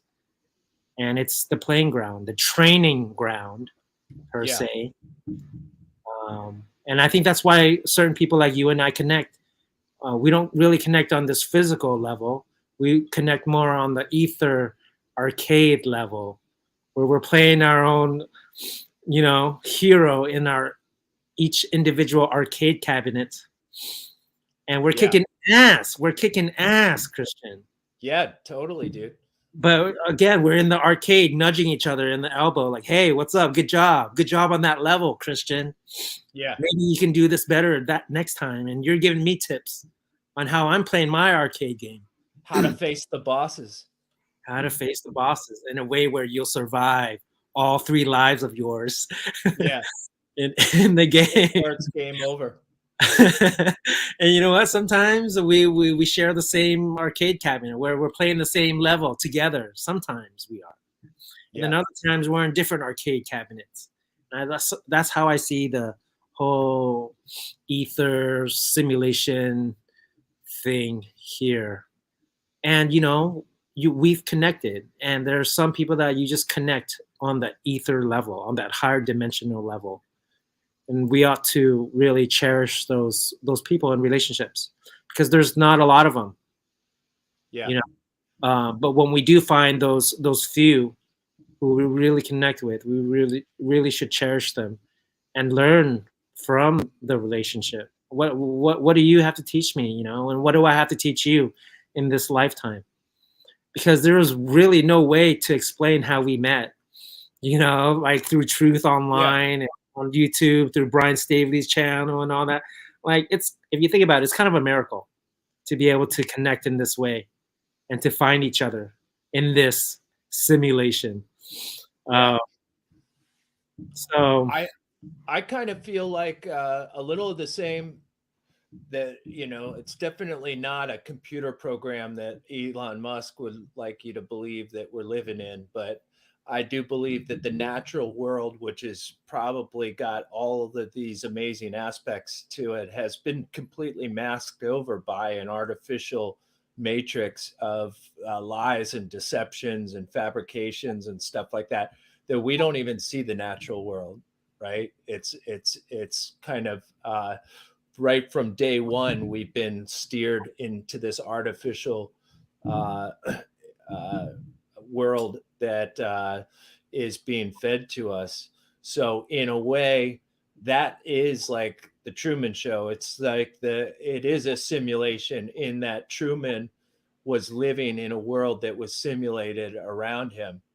That doesn't mean that there wasn't a real world out there. He just was never able to see it because they had him being presented with just what they wanted him to be presented with. That's all he saw, And so I think in that regards, the world that we live in is a simulation, but I don't believe that the refrigerator that is next to me or my dog is a computer program that is just an advanced like AI manifest. I don't believe that. But you know, what we actually get to see is really a limited view, and maybe people in different parts of the world that are really not subjected to the first world that we are, and all the constructs, get to see a lot more of the natural beauty of things, and natural relationships, and natural ways of going about your life, and dependency on the dependency on the earth, and in ways that we're no longer dependent on, and much pure form of living than what we get. So I think so much is being masked that it is artificial. It is a simulation that they want to present to us that we're living in. But I'm the same way. I love getting out. I love dogs. I was at Joe and Faye's house tonight, and we got to watch our dogs. They have a new dog that my dog was being introduced to for the first time, and just seeing them run their hearts out, and just wrestle their hearts out, and enjoy the new friendship that they developed is really heartwarming.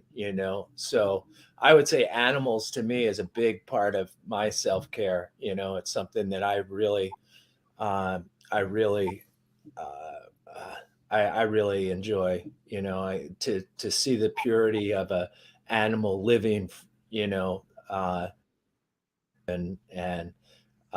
with a big smile on their face, and doing what they do best, jumping over rock walls, power their legs are, and their muscles are, and everything like that is just really really a blessing that we've been given. Yes.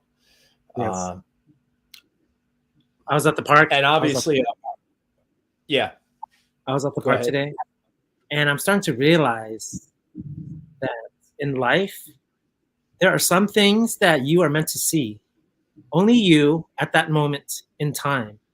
And it was maybe somewhat orchestrated, or, I don't know, written or scripted for you to see that moment. And I'm having these moments more and more often. And maybe I'm just starting to realize it in my mind that these are moments for me meant to see and observe. And maybe that's what's been going on my whole life, but I just didn't realize it. But that's what I'm realizing is to be happy, just notice the moments around you and how things just turn out good a lot of times. And I was at the park, I was just sitting in the grass, and all of a sudden there's these three little girls just playing, together. And one was like Asian, one was black, one was Hispanic.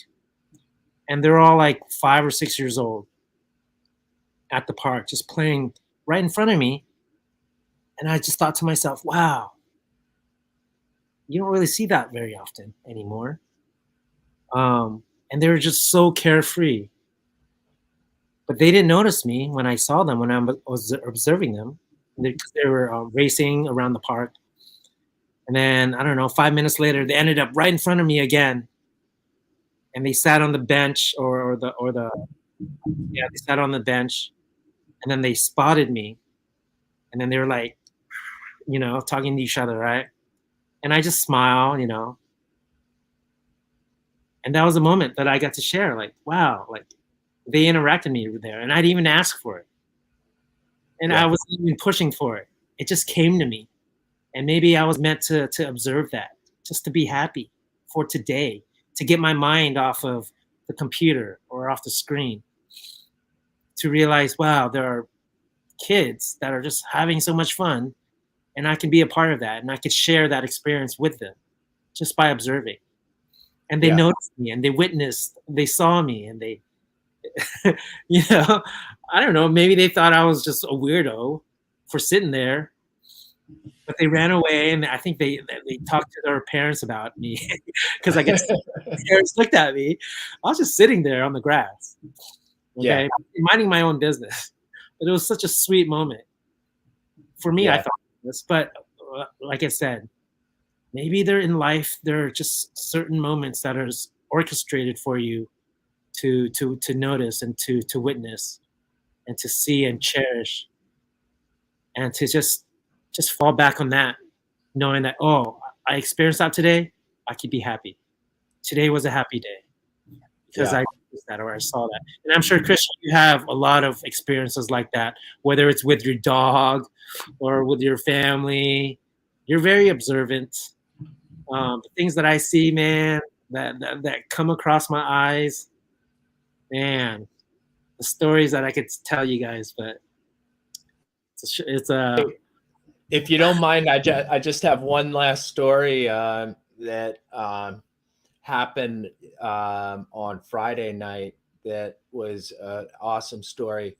I posted it on Facebook, but you might not have seen it. You're not on Facebook, but my son is a flag football player, and I was at his game, and he got a pass thrown to him in the end zone in the first half, and he went for it, and he dropped the pass, and he kind of walked over to the sidelines, and his coach kind of like he was, you know, feeling down about dropping the pass and everything like that, and his coach picked up his chin and kind of refocused him and showed him, reiterated the best position, you know, to hold your hands to receive the pass and everything like that.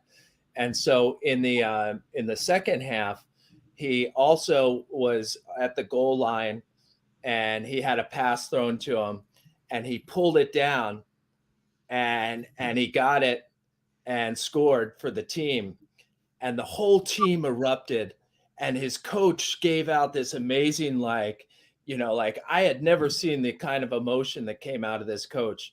And they're a pretty good team. You know, they've had moments where they've won games and stuff like that, but I just never saw the team erupt like they did when he pulled this pass down.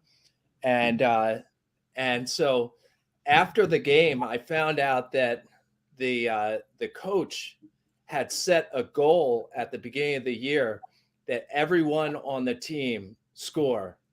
And when my son caught that pass, that they had accomplished that goal, and everyone on the team had scored. So it was a really big moment for the whole team, and they all surrounded him, and they were like giving him high fives and hugging him and everything. And the coach was really proud. He was just like smiling ear to ear. And it was like, had nothing to do with winning the game, but this coach had set out goals that were much bigger than just winning a game, you know, and that was that everyone was going to be involved in the scoring of points for the team. And so, you know, the team just like reveled in the fact that they had been able to check off that accomplishment. And it was great to see great coaches that can look beyond the game and set goals for individuals and for the team that just like transcend the game that they're playing. You know what I'm saying? It was a great moment. It was really good. Awesome. And that really made you happy? I was happy for him, but I was also bewildered. I was like, why is the team just like why are they celebrating like I've never seen them celebrate any point or victory or anything?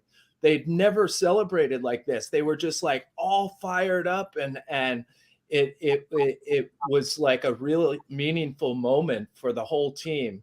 Just that they were really looking at this, and they wanted to knock this goal out. They wanted to achieve this goal throughout the season, that was the moment that it happened, and they were just really excited about accomplishing something that had nothing to do with winning a game, you know. So that's what I think we're doing, you know.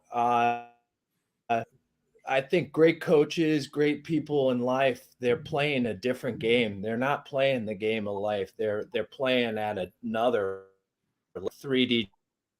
You know, they're just playing a whole different game than their opponents. And that's what it was like, you know. His team, they're playing different games than their opponents are playing. They're playing flag football, but my son's team is playing something different, and they're finding joy in all these other goals that they've set for the team, you know, beyond winning. So I think that's what we got to do, is like, the world around us is playing this game of life, or American life, or whatever they call it, that they've pushed upon us. And we got to get up and we got to play a different game. You know what I'm saying? And that's what I think you and I kind of like connect on, is that we see that we're involved in different games than the rest of the people around us, and we're trying to succeed at different things than the people around us. And I think that's what's key to it all, is just playing a different game than everyone else, you know. Well it said. Ain't pickleball, that's for sure. Well said, Christian. And that's a great way, I think, to end our conversation. It's over 2 hours. Yeah. I think we nailed it. How to be happy, how to be a happy truther. And again, it starts from within, starts from you. Go out there, go outside. You know, hopefully you'll turn off the computer after this, and you go outside. You'll take a walk. You'll take your dog out. Yeah. Or your spouse. Yeah. Or you'll meet up with a friend. Be happy. It's okay. You can be happy. We both give you the ability to be happy. Yeah, definitely.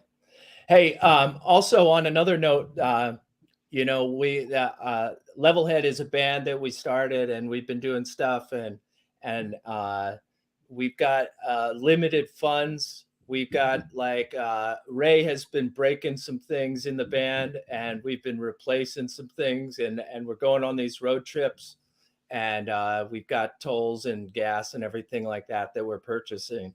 So if anyone wants to feel part of the gig that we got going and wants to contribute to our band, they can do so.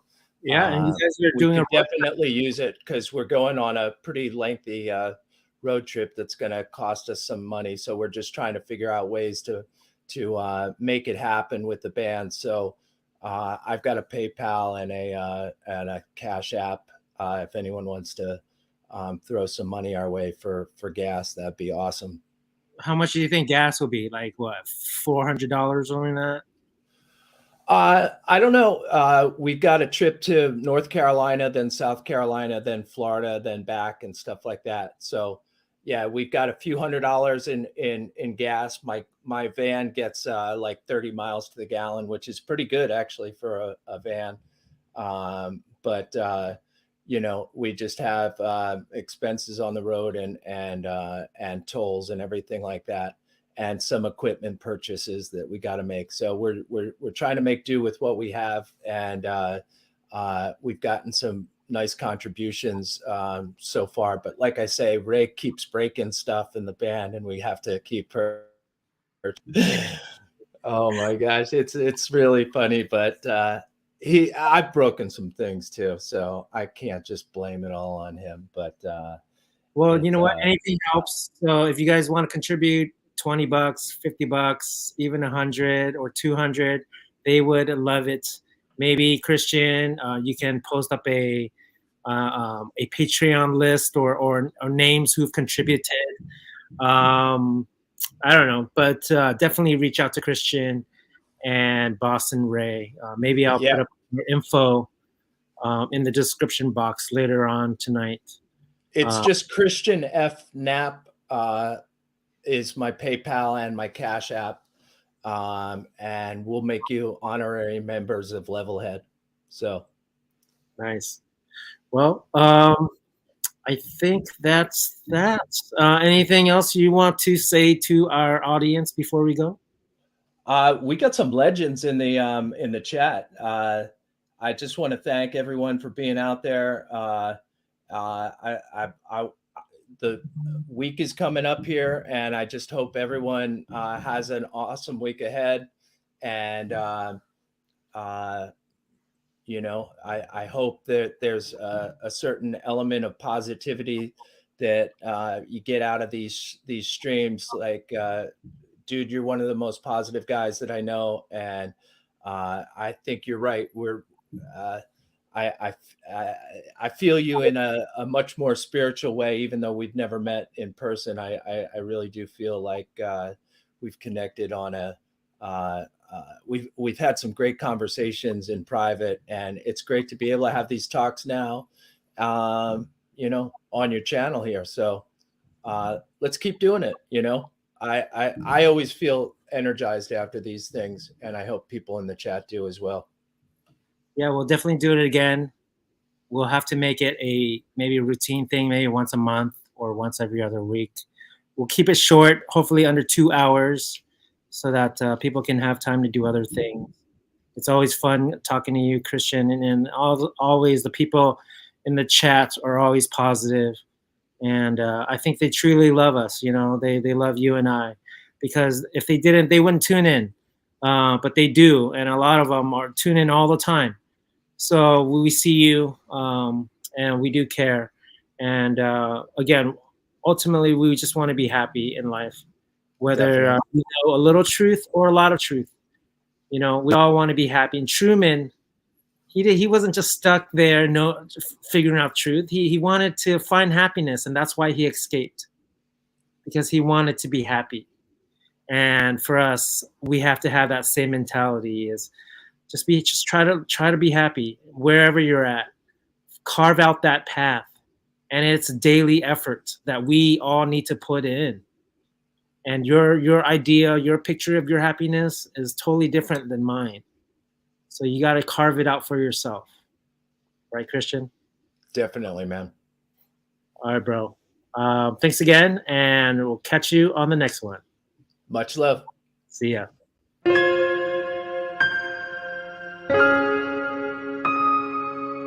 Why are they faking space? Why are they giving us fake pictures of the Earth? The currency of control is intimidation, fear of consequences. So they're the first things that have to go if we really mean it when we say we want to make a difference. And when you put aside fear of consequences and just do what you know to be right, then that control system has lost its power over you. It's lost its power over silencing you, because you won't be silenced, because why would you compromise saying what you know to be right?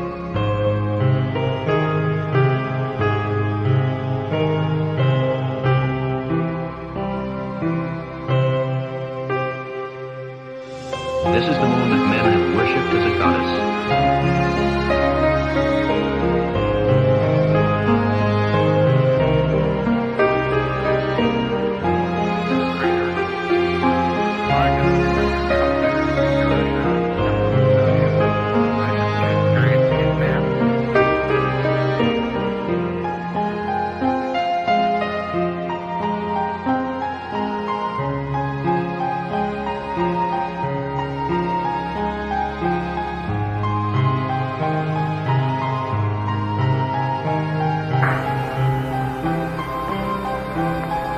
They want 4 minutes worth, John. That was 1 minute and 5.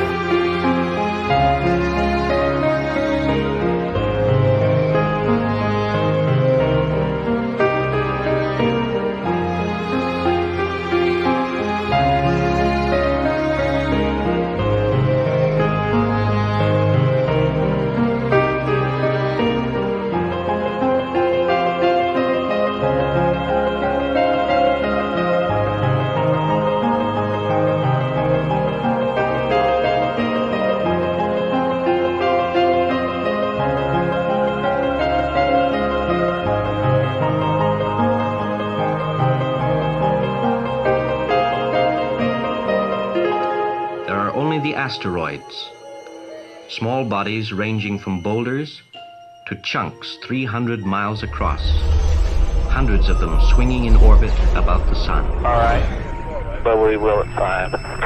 Okay, that's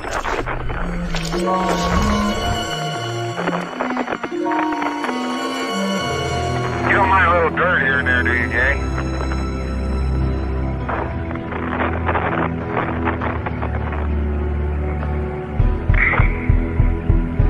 No.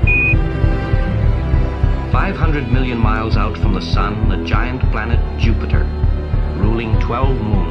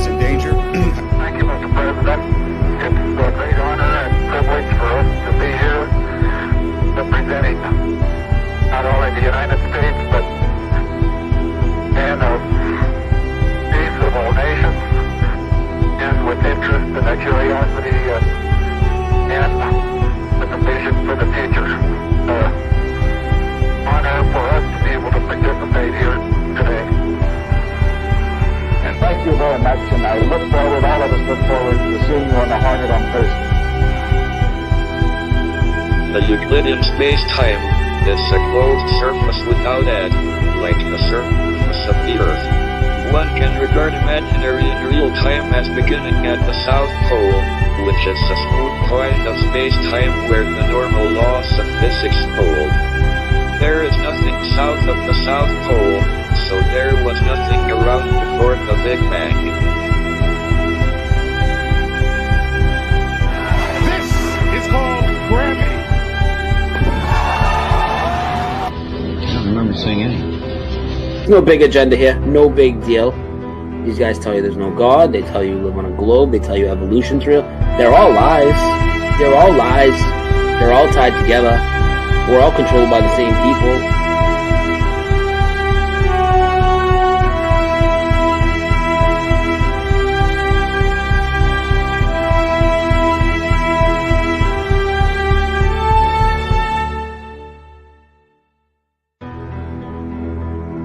Why are they faking space?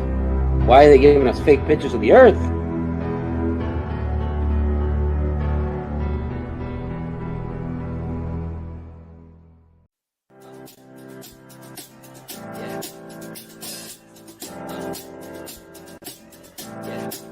This sheltered feeling behind my walls is my protection from the spiky COVID ball.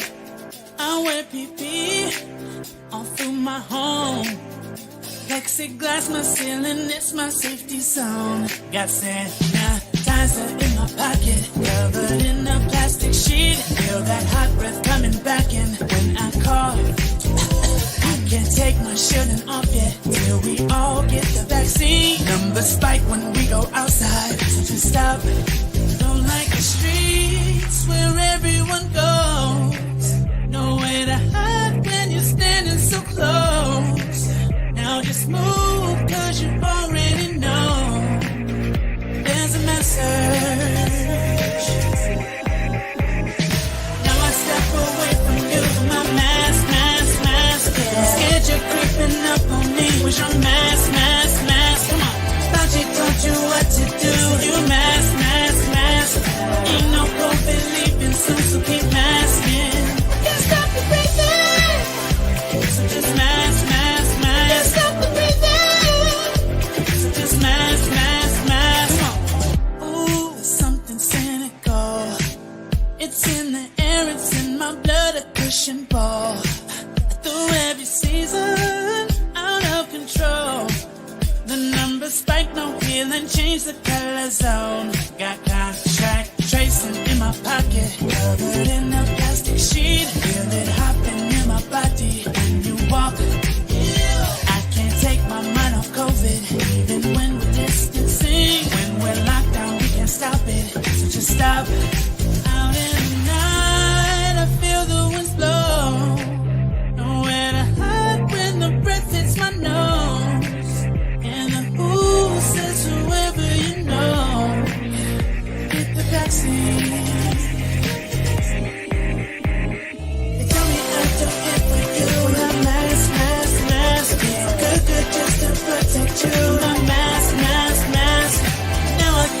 somewhere to mask, mask, mask. Viruses and leaving soon. Masking. Can't stop the breathing. So just mask, mask, mask. Can't stop the breathing. So just mask, mask, mask. Can't stop the breathing. So just mask, mask, mask. Can't stop the breathing. So keep masking. Come on.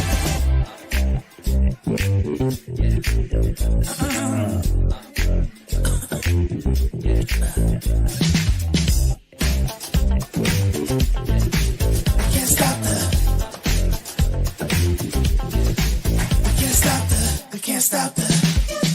Now I step away from you with my mask, mask, mask. Scared you're creeping up on me with your mask, mask, mask. Come on, thought you taught you what to do. You mask, mask, mask.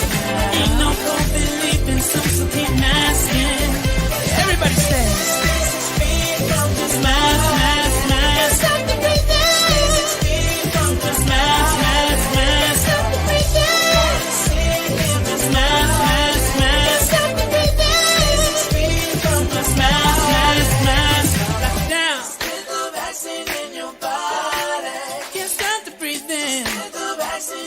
Body.